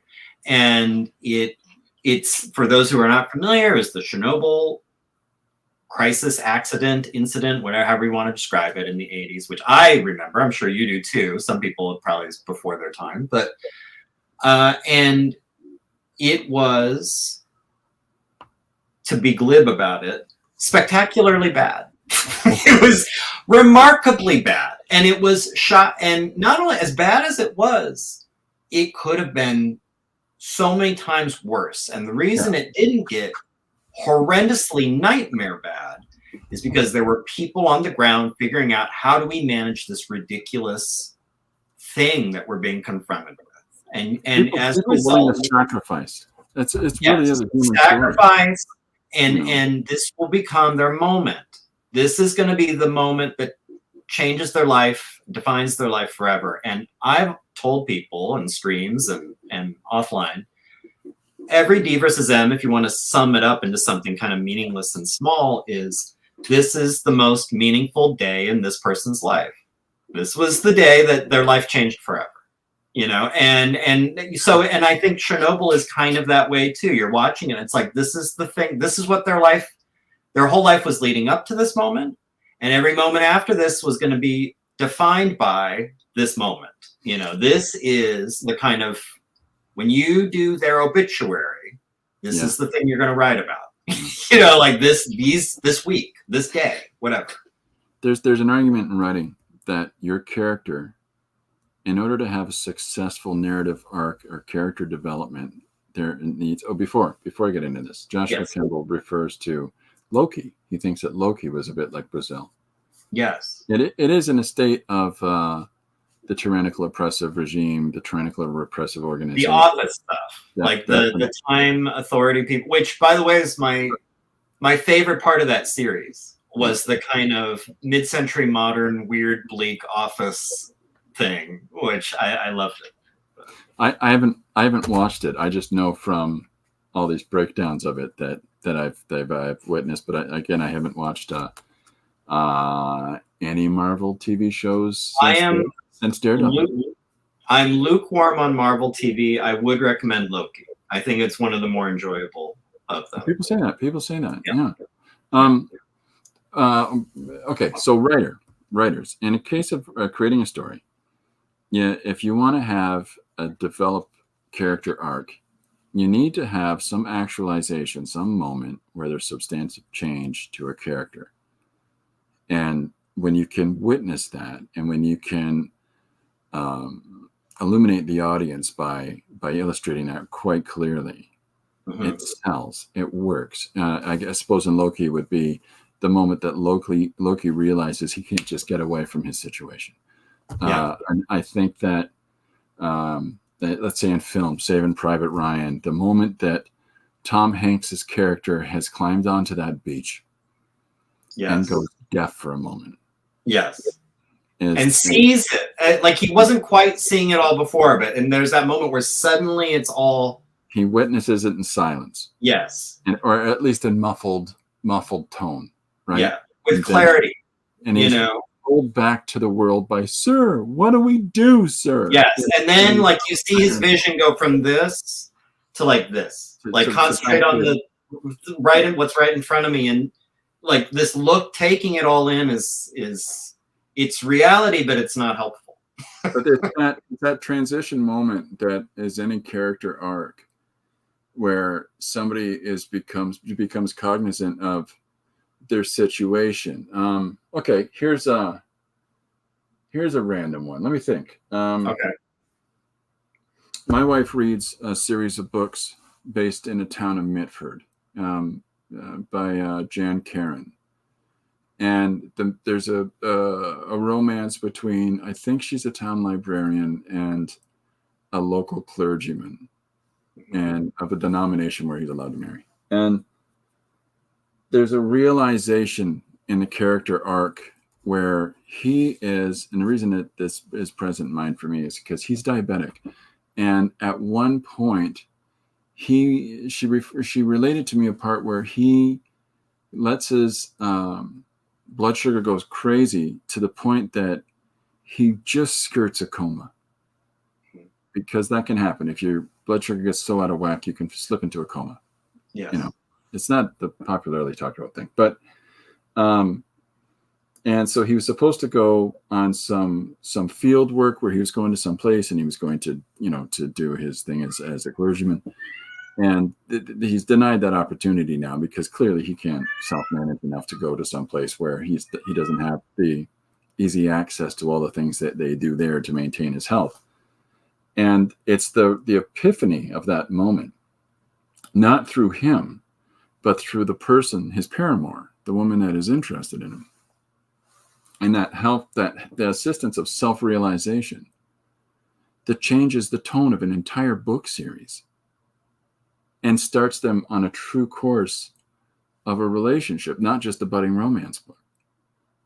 And so then there's all these subsequent books that follow. And they're in a different, those characters before that part in that series and those characters after that point in that series, it goes from interested parties to, parties invested and interested in each other. And it's, it's completely out of the wheelhouse of the things that we've been talking about, but it's not. Yeah. But it's a story. Yeah.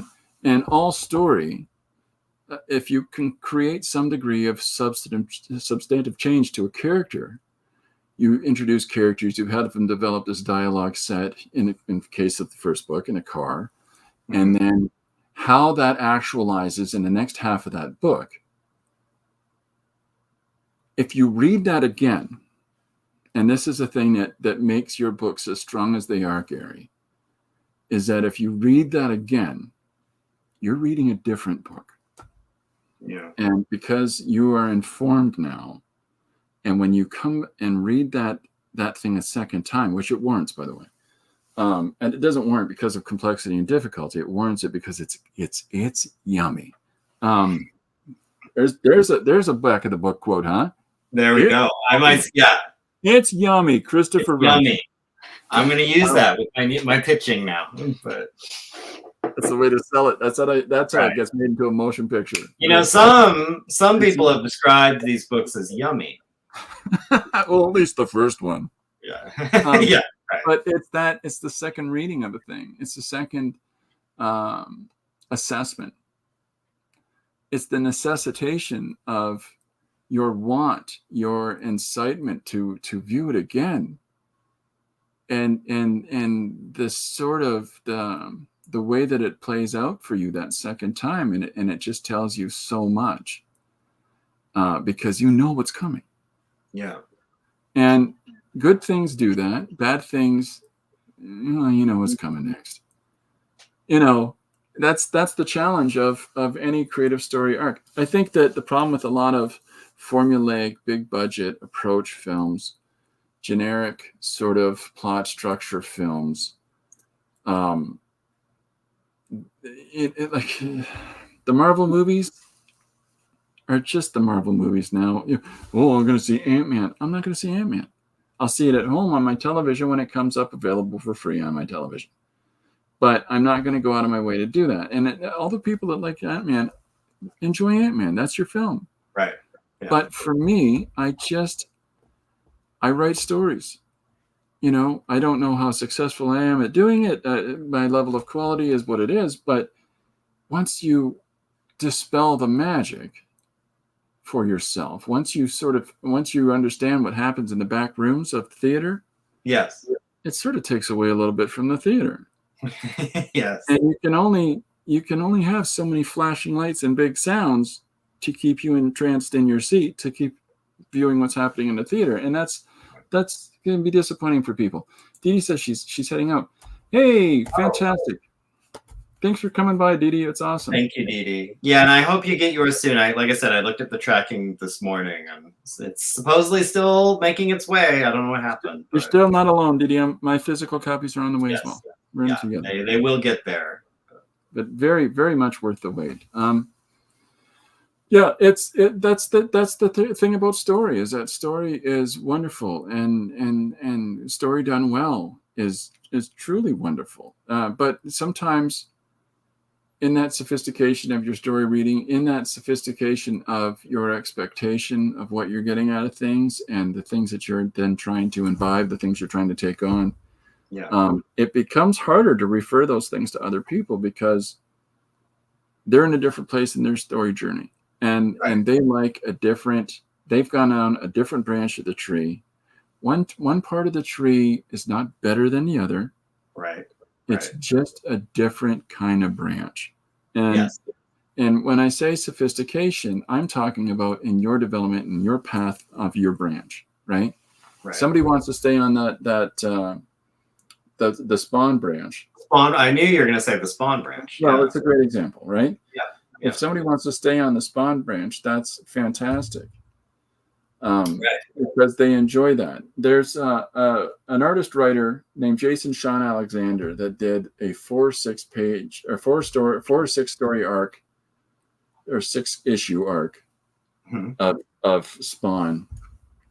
Jason Sean Alexander is an incredibly capable artist who works in inks, and very good, incredibly good. And he's got some fantastic books out there, like Frostbite's one of them. Anyhow, I recommend him. Okay. But his 6 issues of Spawn is the first interesting thing that I've seen of that series. Yeah. And then they put somebody else who's similar to the other artist back on it back on the book right after, and it's like you did something different.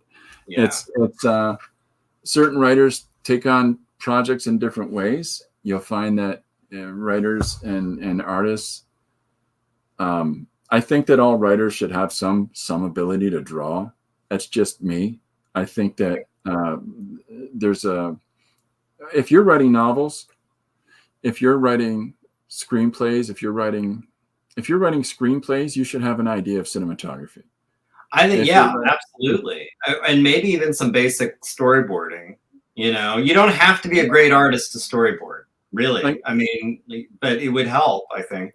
But if you don't have to be able to storyboard, or, you know, and like you said, you don't have to be a great artist to storyboard. In fact, the more loose that a storyboard artist is actually better for a director. But a director should have some facility to be able to do storyboarding, period. Yes. But if you're writing novels, write novels. You're a writer. But if you're writing a visual medium, you need to invest time in developing some minor stick figure rudimentary facility for those visual mediums, because it will change the way you look at things.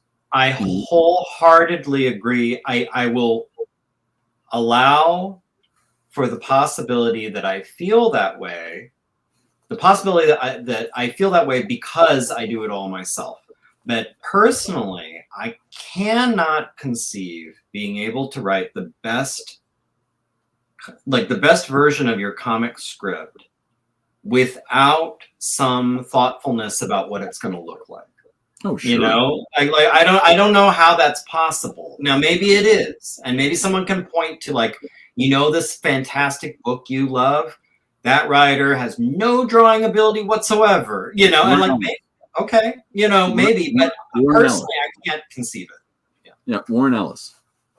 Okay, there we go. Warren Ellis died and through, cannot draw, but at the same time, Warren Ellis, in a series of blogs that he wrote, he called "Come In Alone," which is in reference to when you read, you come into that room alone. Yes. And you bring out the story as you bring it out. Yes. And with your imagination and reading.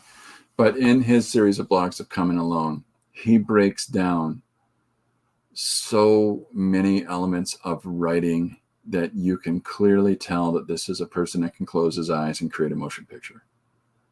Yes. Okay. He can't make his hand make the scribbles, but he has studied it in such depth. Same with Neil Gaiman, by the way. These guys have studied it in such depth that they might be exceptions to a rule. Do you remember? I'm sure you've seen Kevin Smith's story about trying to make Superman with John Peters as the producer. Did you ever see that talk? I can't stand Kevin Smith. You know what? Neither can I. That is no. Okay. Well, now I hear you are the boss of you, but I will say this: I also do not understand the Kevin Smith fascination. I've never liked any of his movies, but his story about trying to make Superman with John Peters is really entertaining. It's really funny. So if you go to YouTube and do like Kevin Smith Superman story, Anyway, Okay. one part of this story is so he's paired with John Peters, the famous Hollywood producer that got his start by being Barbara Streisand's hairdresser, and so and as Kevin Smith explains in the story, and of course naturally he became a producer because in Hollywood people fail upward. So he said when he was working on a script, Tim Burton was going to do Superman. Kevin Smith did a pass at the script. John Peters was going to be the producer. He goes to John Peters' house and he's like, let's read through the script and like see how it goes. And the way it happened is like Kevin Smith is there reading and John Peters is laying on his couch. And he says, while he's listening, he's doing this up above him while he's laying on the couch. And Kevin Smith says, what are you doing? And he's like, this is so I can visualize it as a movie. Like this. And he's doing this thing. Like, I think even if you have no art ability, maybe you need at least that element of John Peters' insanity where you like, it's like, no, I can kind of picture it though. I can kind of like, you need something. There needs to be some visual, thing you're doing because again, I just feel like it can't be as good as it can be unless you're picturing how this is going to look. Yeah. So Phil, I assume would agree.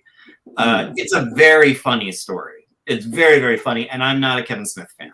I haven't seen the Storymans or whatever it is, the Steven Spielberg thing. Oh, the Fablemans. I haven't seen this film. Again, I don't go to motion pictures. Like I don't go to theater. So I'll see it. Fablemans was okay. Fablemans was all right. It holds no allure to me, but it just because I'll probably see it at some point. But there's one thing that I find compelling, and that is when Ford is giving Spielberg a lesson on film. Yes. That is probably the compelling part of that whole film. It's the best part, and somebody has spoiled it for me already. I know. And honestly, I still think Fableman's up probably on balance is worth watching, but I think that's probably the best part of the movie. Oh yeah. But because I've seen interviews with, I really enjoy the insight of the creative process. Like I like listening to Mamet talk about writing. Yes. Because it is like going to the bathroom and brushing your teeth. He just describes it in such a procedural way of you've got to sit down. You've got to put the toothpaste on the bristles of the toothbrush. If you put them on the handle, you're not going to brush your teeth comfortably. It's a job. It's that kind of a way of breaking down writing. And yet at the same time, watch The Heist with Gene Hackman. Yes. And you'll go, that is what dialogue is. Right. Yeah. And then there's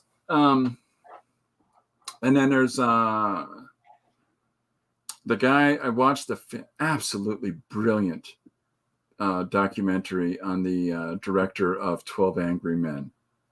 Director and writer of 12 Angry Men. And his name, I don't remember who it is, but yeah.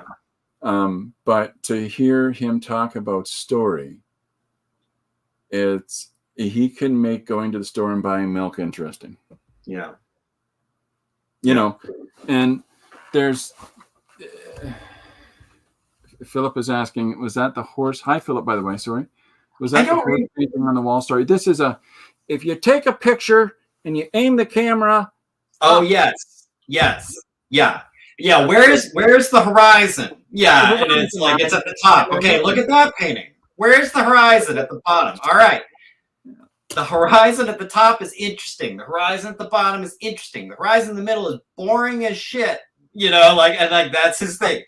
Once you see that, you'll be able to make a halfway decent picture, and it's like, I love that kind of just like, let's not mystify this too much. It breaks it down. And there are some things that, like a really good title is a really good title. Yeah. There are titles that I remember better than I remember the films, right? Yeah. They're like At Play in the Fields of the Lord. It's a film about a missionary family in a jungle. Well, I don't know what the jungle is. I know that Tom Waits is a helicopter pilot.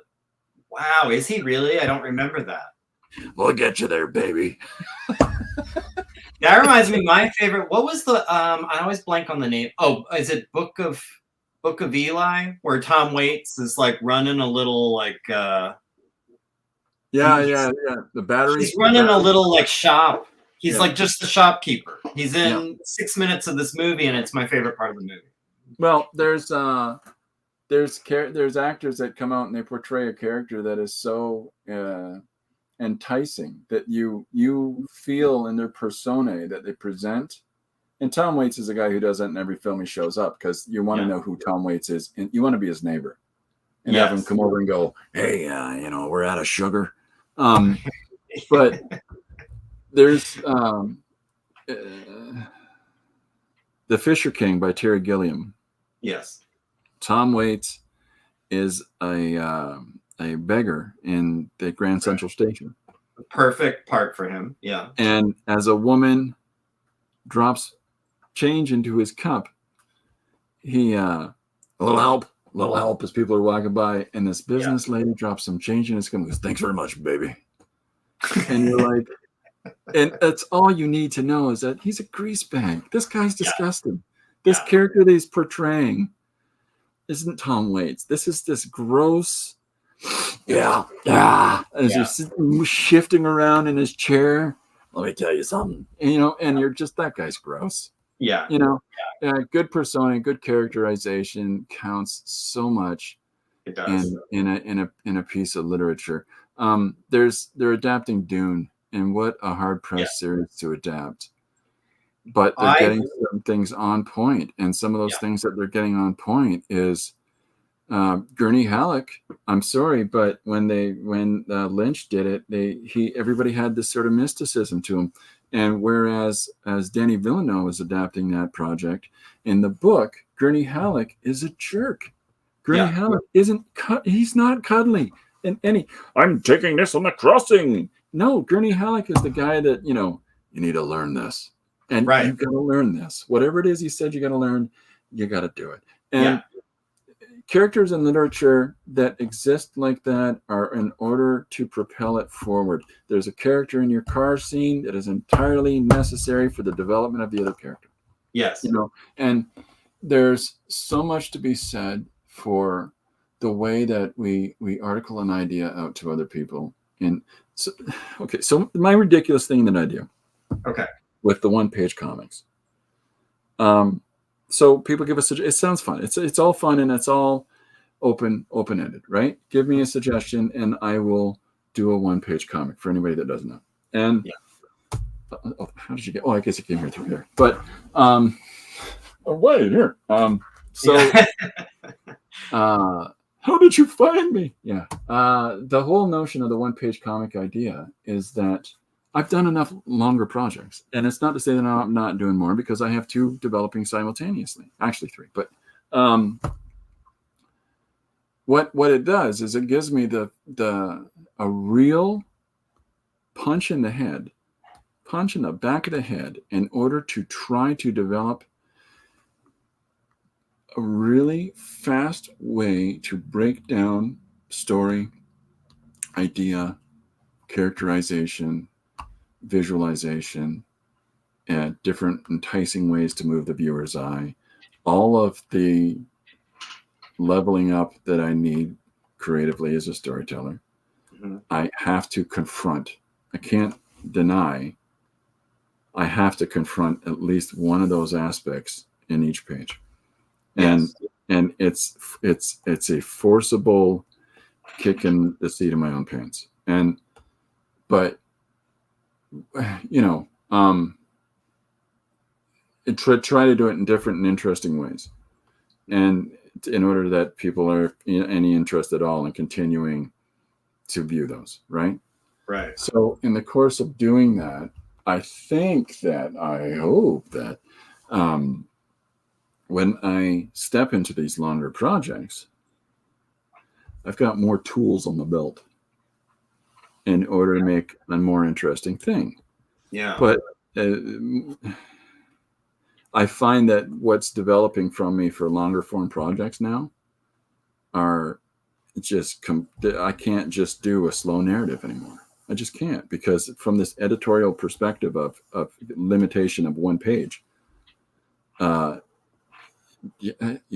in no time flat, if I've got to have a character walking down the street, going through his list of things he needs to get done off of his shopping, get that done, go to the bank, go to the dry cleaners. If I'm going through that in a story, I'll saw my leg off, right? Like there's no way I can get through that because of the level of, well, since January, I'm on 137 pages, right? So it's, and I'm not saying that in a braggadocious way. That's not that. No, I understand. Though it is very impressive. Well, thanks, but no, it's the impact of it is, it's just routine, right? And because I'm working at home and I have very tight schedule, this much time on this thing, this much time on this thing, this much, then that routine is going to produce results. The more excuses that I would make for myself about whatever other complication in life, and life is complicated, just keeps me from my objective, right? But that, because I've done X amount of these now, it's changed the way I tell story, period.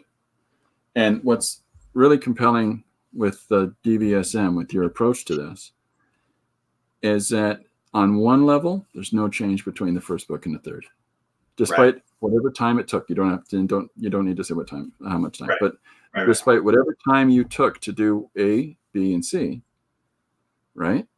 There's a continuity.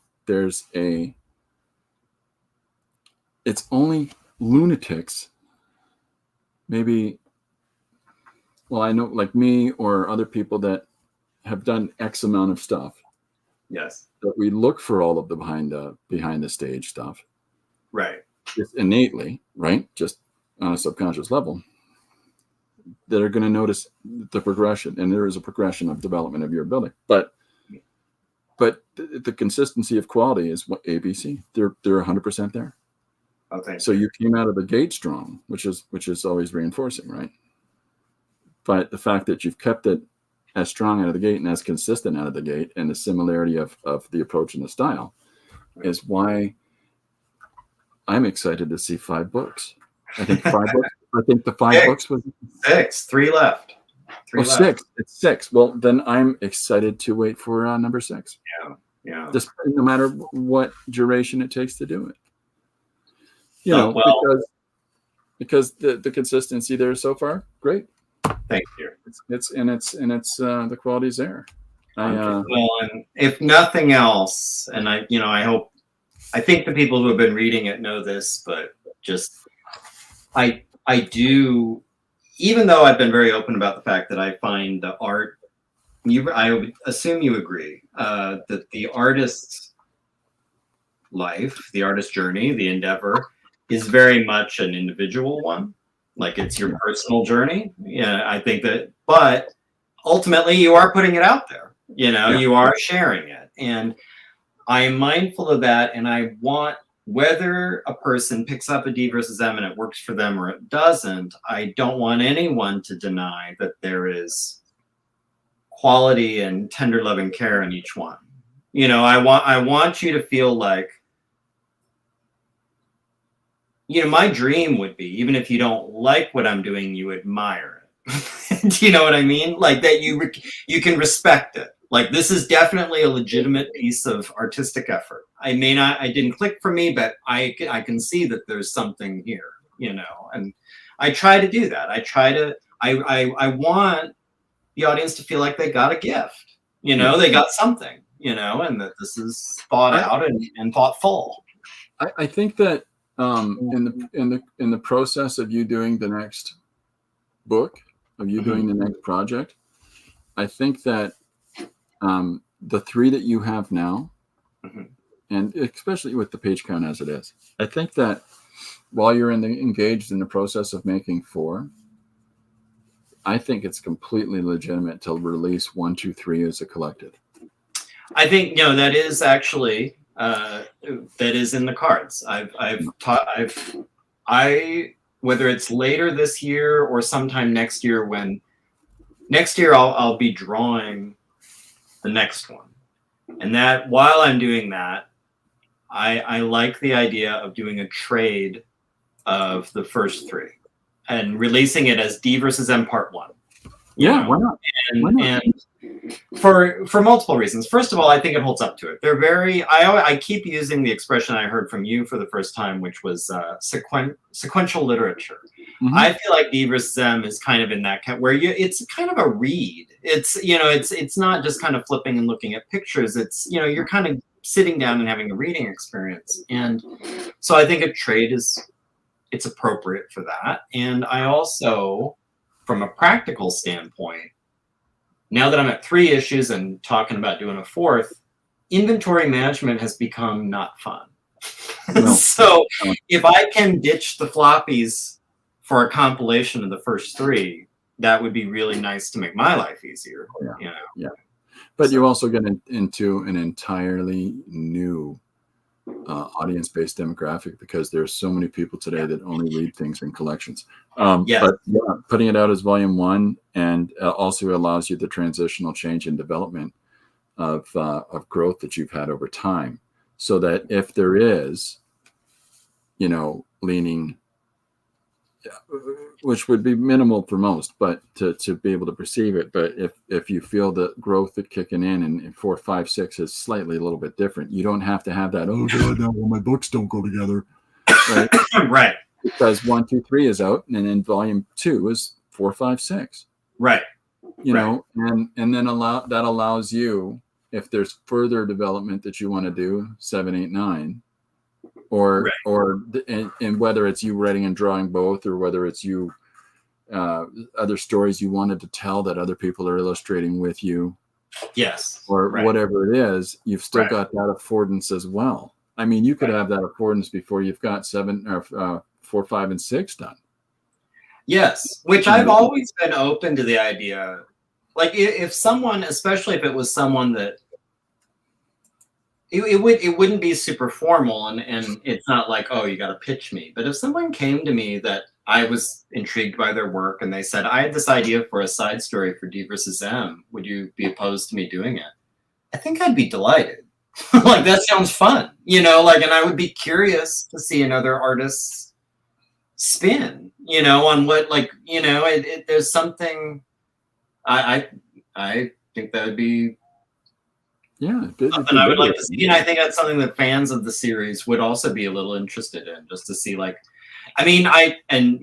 example, Jim Lujan. If Jim wanted to do a 5-minute animation set in the world of DVsM, and Jim, no pressure, I'm not actually, but if he did come to me and say, I had this idea for a little short in the DVsM world, I'd be delighted. Of course, let's see it. I would never be like, no. I enjoy playing in this sandbox, and I'm open to inviting other people in to build their own little castles in it. But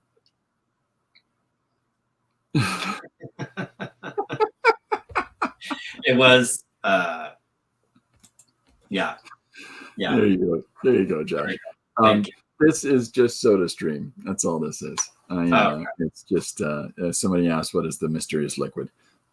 It's something that Gary sent me from some lab that he had information disclosed to him. With very clear labeling, do not drink. I guess the label must have fallen off. That's unfortunate. And I can't handle paper clips now because they stick to my fingers.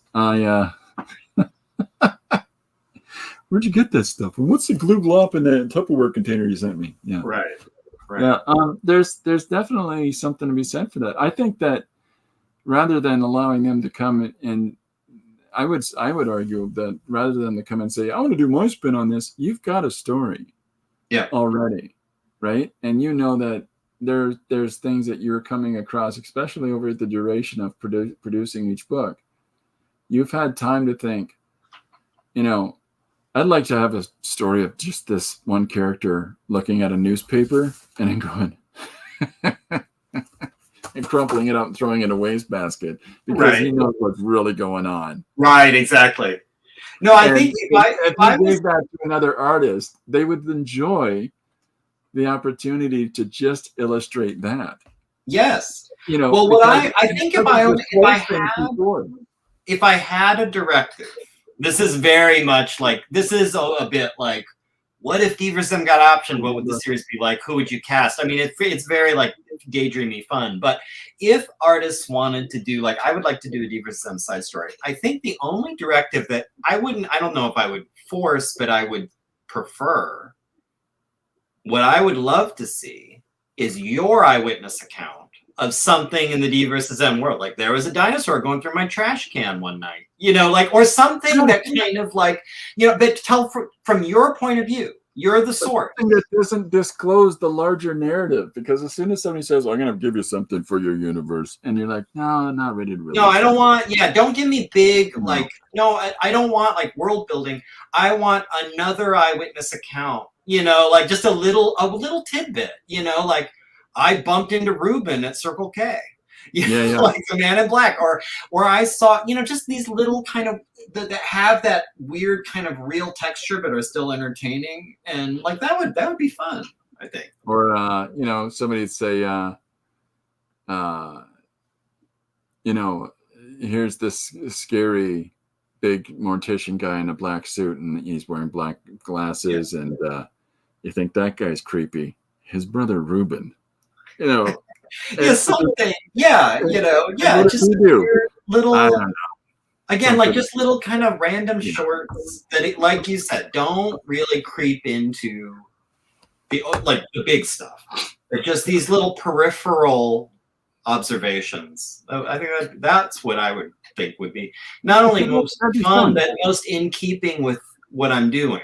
You know, it would be that same kind of thing. Talk to my agents. I'll get a hold. Last time they told me never to call back, but I'll your people talk to my people's people, and they'll let my people know if it's worth their time to talk to you. I'll have my secretary call your secretary. Yeah, right. There's neighborhood cats and dogs are all going missing. Somebody reports it to the police because they saw this weird giant chicken, or ornithopterus. Chupacabra. You know, and like when you see it, you realize like I know exactly what that's not true. It's like an ornithopterus or something like that. Yeah, right, exactly. Dinosaur with feathers, and as the police are talking, some black car pulls up behind him. A big guy gets out and goes, "Come and go. It's being handled, man. We're looking into it." They're actually, you know, it's funny you say that. It's funny you say that because I had sketched out a bunch of potential DVsM stories before I settled on the 6. Okay. Yeah. And one of them was a small flock of winged dinosaurs gets out of the battle theater and ends up roosting in a small town, in an abandoned barn in a small town. And the reason the Men in Black know that that's probably where they set up is because they're noticing all the local cats have gone missing. There's this weird catastrophic crash in the wildlife and then the local pets. And they think like, that's where that flock got to. That flock has got to be in that town somewhere. And the story was going to be this pair of basically animal handlers posing as honeymooners, like staying in this little town, searching, trying to get a bead on like, where did this flock, you know, roost. That was going to be a comic. And when I looked at the ones I wanted to do, I was like, this doesn't quite fit into the arc I'm envisioning. So that's one of the side stories that never got developed. So it's funny to me that you're like, so you do have story ideas that you just, see, well, there you go. That's just not a good spot for them. Yeah. Right. I'd line up for one. I'm sure there's a lot of people, you know, that would line up to do one with you. Well, there you go. So, you know, there you go. You got, you can branch it out into the larger output for your company. Like it's like Mignola did Hellboy for so long, and then you got Guy Davis, you got Duncan Fegredo, you got all these other great talents, and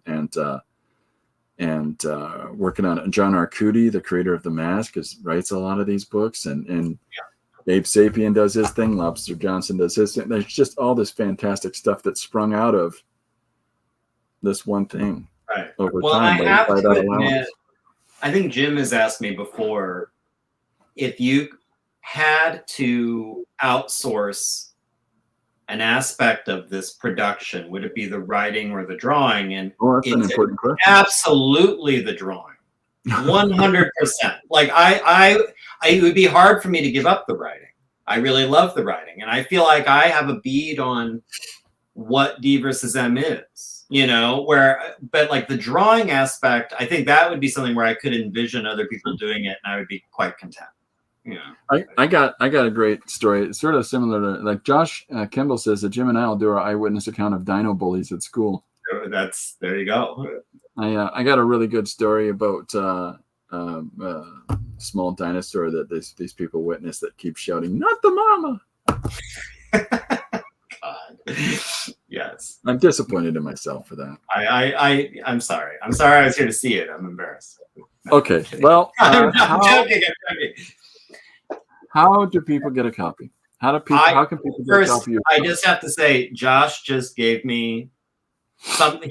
When he's talking about dino bullies at school, yeah, I legitimately got a little lightning strike of an idea of a DVsM, where a little boy finds a dead baby dinosaur, puts it in a shoebox, and brings it to school to show his friends behind the playground. Like, I think that's a DVsM story right there. That to me is like where like, and it's not told from his perspective. It's told from one of the friends' perspective, where like the kid is inviting. He invited us all back. He's like, I gotta show you something. I thought it'd probably be a dead pigeon or something. He takes the lid off the box, and I don't know what I'm looking at. Like, that's a DVsM. Like a Genomyid or one of those little tiny little lizards. Something, yes. Like in the Jurassic, who cares what number it is? The little tiny flock of them. They're all this big. Yes. Something with a G. No, you're thinking of the Gallimimuses, which is the big Gallimimus would fit. Those are the ostrich ones. They're the Colio. I'm blanking on this. It's a C. It's a C. I know the dinosaur you mean. Yeah, the little like tiny. Or something like that. What's that? It's got a very, very Mexican sounding, like Colioquethus or something like that. Yeah, Colio. I think there's a P in it. It's like a Colio and then like a P something. I don't know. I know which ones you mean. But yeah, something like. Yeah. That'd be a great story to give someone. I think that sounds like a DVsM to me. But it's also one that at this point, the six I've chosen very carefully, so it wouldn't fit neatly anywhere. So, for example, and Josh, again, I'm not putting you on the spot like I was Jim. I wasn't putting Jim on the spot. But if you came to me and said, like, I want to write a story about a boy finding a dead dinosaur and bringing it to school in a shoebox to show his friends, I would say, like, that sounds exactly right. Like, that sounds like DVsM to me. I can't wait to read that. The bully kid smacked the box out of his hands and kicked it into the creek. Yeah, kicked it into the street, and it went in the sewer drain, and that was that. That was the end. Yeah. It's such a kind of a story. Yeah. It's so great. But DVsM's kind of, it's funny. I just read, I was watching a video. Yes, I know. He loves to bring up 97's Boy Scout Massacre. I was just the other day, I was watching Steven Soderbergh was being interviewed about how perfect a movie Chinatown is. Sure. And I think the interviewer must have asked him some sort of question about, like, well, it's sort of like what's unusual about it is that it's like kind of a unhappy ending. It's a bummer ending, and how weird that is. Well, and how it's amazing it kind of works. Like, that's a risky move. And Soderbergh said, and I appreciated him. I love him anyway, but I really appreciated he articulated this because I've always felt the same way. Endings, happy versus sad endings, is the wrong question. It's the wrong preoccupation. It's irrelevant. Is it a satisfying ending? Yeah. Which is different. Like, that's different. Does it feel like, yes, that's clearly the ending that makes sense? What, good or bad, sad or happy. And I think DVsM's, arguably, they all have sort of downer endings so far. But I feel, because I wrote it, there's satisfying endings. They're honest endings. So. They're honest endings. Like, this is how, like, I'm not going to, like, suddenly, like, but it was all okay. It's like, this is how this unfolds, and this is where it culminates, and this is the end. And it's satisfying, even if it's not everyone lived happily ever after. Herzog says, this is just a moment. The story continues. Yes. but Yes. this is just the moment that we end on, so it should be one that counts. Yes. Or, well, he says it should be one of poignance, but you know. Yes, I agree, 100%. Yeah. One of my favorite movies, this is my last movie thing, and then we can wrap up. One of my favorite movie endings of all time, there are many, is the ending of Pan's Labyrinth. Because it is not vaguely, it is very sad, you know, and like, but it is poignant. It is powerful, and it is again honest. It is very it was true to the whole story it was telling up to that point. And that's why it's sort of a beautiful ending, even though if you look at it kind of like from alien distance, you can say like, oh, well, that's kind of a bummer, you know? Yeah, well, yes, but that's reductive, you know, like it's perfect. It's the perfect ending for that story.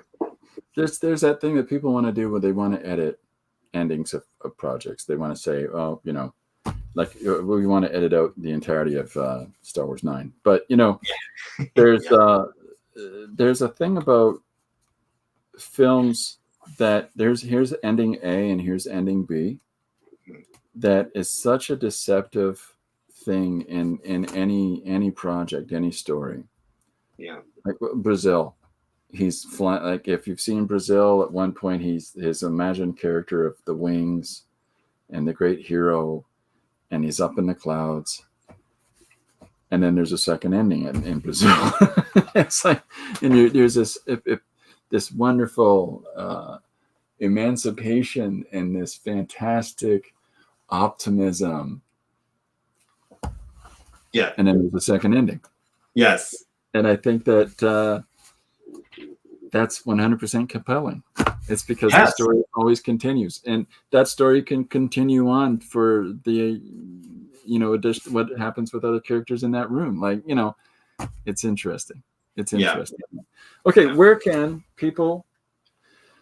I'm going to type this into the chat so it shows up.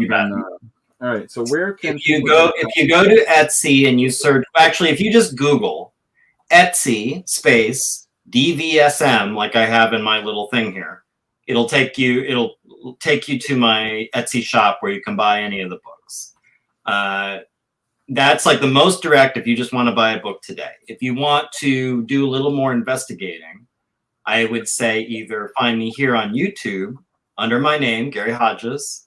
I have lots of videos. I've been talking about doing DVsMs for years now, and there's probably dozens and dozens of videos of it. Or you can go to Instagram and find me under Dinosaurs versus Marsbots, Dinosaurs vs Marsbots. And that not only has, you know, normal Instagram stuff, it has a link tree to everywhere else, the YouTube, the Etsy, my Facebook, like everything else. So excellent. This has been a lot of fun. It's I love sitting and chatting with you. So thank you for having me. Yeah, and thanks everybody that took part in this. It's been it's been one of those things where I like looking forward to things that people that I know are producing. I really do, you know, and when you're afforded that opportunity, there's a gift in that. There's a gift in the idea of following somebody, and everybody works at different speeds. And, you know, I came in late to the game. And Gary had already produced the first two books when we met. Yes. And yet at the same time, I can honestly say for anybody that would pick up your books, I guarantee there's people that bought your first book and have dutifully waited for each one as they come out. Yeah, I've been very lucky that there are some people who show up every time, and it's nice especially because, like, I try everyone I sell a book to, I'm very grateful. But every time, and something I was talking about, I think on my stream, maybe the last one or the one before. Well, I feel like I'm now becoming a little bit of an experienced old hand at drawing comic pages, because at this point I've done like 160 pages of DVsM. That's substantial. That's a lot of pages. A lot of pages. So when it comes to drawing a page, there's not a lot of anxiety left. Like, I know I can do this. It might still be hard work, but I know I can do it. On the other hand, I've only released 3 books, so I'm still a terrified little baby when it comes to releasing a book. Like that's something I don't have a lot of experience with. And every time of the last 2 times, well, really the last 3, but especially the last 2, there's this fear, the inverse of the John Lennon, what if we had a war and nobody showed up? What if I release a book and nobody buys it? Like how painful will that, how embarrassing, how weird, how awkward will that be for me if I say like now on sale and it's just crickets?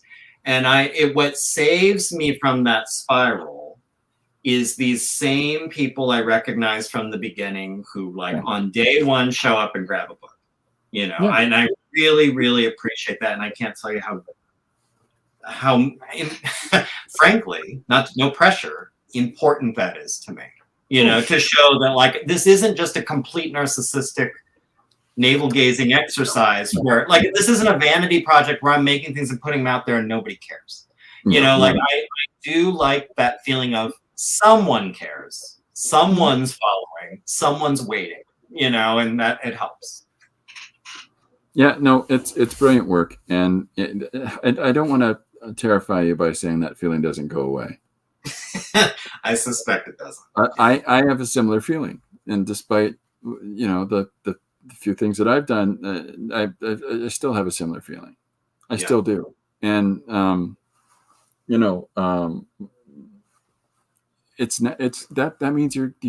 means you care. It does, and I think I'm trying to reframe it in that way. I'm trying to reframe it as this is evidence that you were pushing as an artist and you made yourself vulnerable and you did something that's meaningful to you. Yeah. Because if you were just doing my go-to example from my freelancing days, if you were just doing a dry cleaning ad, you wouldn't give a shit if anybody saw it.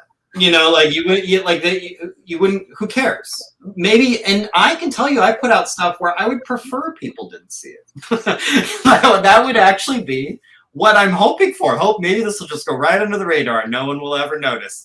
I don't want this in my portfolio. I feel bad I took this gig. But this shows the fact that I can put a book out and be like, oh God, I'm a nervous wreck. I think that maybe is an indicator that like you're operating from the correct place artistically. But you care. You're producing material that you are proud of. You care about. Yes. That you've done something and said, I feel solid about having done this. I'm sharing it with you. Yes. Yeah. Like I just hope. Right. Yeah. Well, this is brilliant. This has been awesome, Gary. It really has. And I thank everybody for coming and hanging out. I'll be back at 2:00 tomorrow. I'll actually I'll go back to the regular routine. I love the opportunity to engage with other people. So and have the chance to have somebody like Gary who's I truly respect his work, and not to say that I to quantify it in relationship to others. That's not what I'm doing, but I truly respect what you do. But for sure, I'm the best, right? No, I'm just kidding. Gary's book on dinosaurs and what is it, Martian robots? The best book about dinosaurs and Martian robots that I've ever read. Right. No, I thank you. They don't get along. I'll let you in on that secret. Yeah. So thank you again. 2:00 tomorrow. Anybody that wants to join in, please do. Also check out Gary's link tree as well, and look for him under DVsM. And if somehow you haven't had enough of me, I will be guesting on the Artcasters Thursday night. Is that right? So, fantastic. Yeah, and I'll be talking to the guys about 79. They've all read it now. We're going to be getting into it. It's going to be there might be some spoilers there, but we'll label a spoiler section if we want to talk about that stuff. But it'll be fun. Excellent. Cool. Excellent. Okay. Thanks very much, everybody. I'll see you tomorrow. Bye for now. Bye, everybody.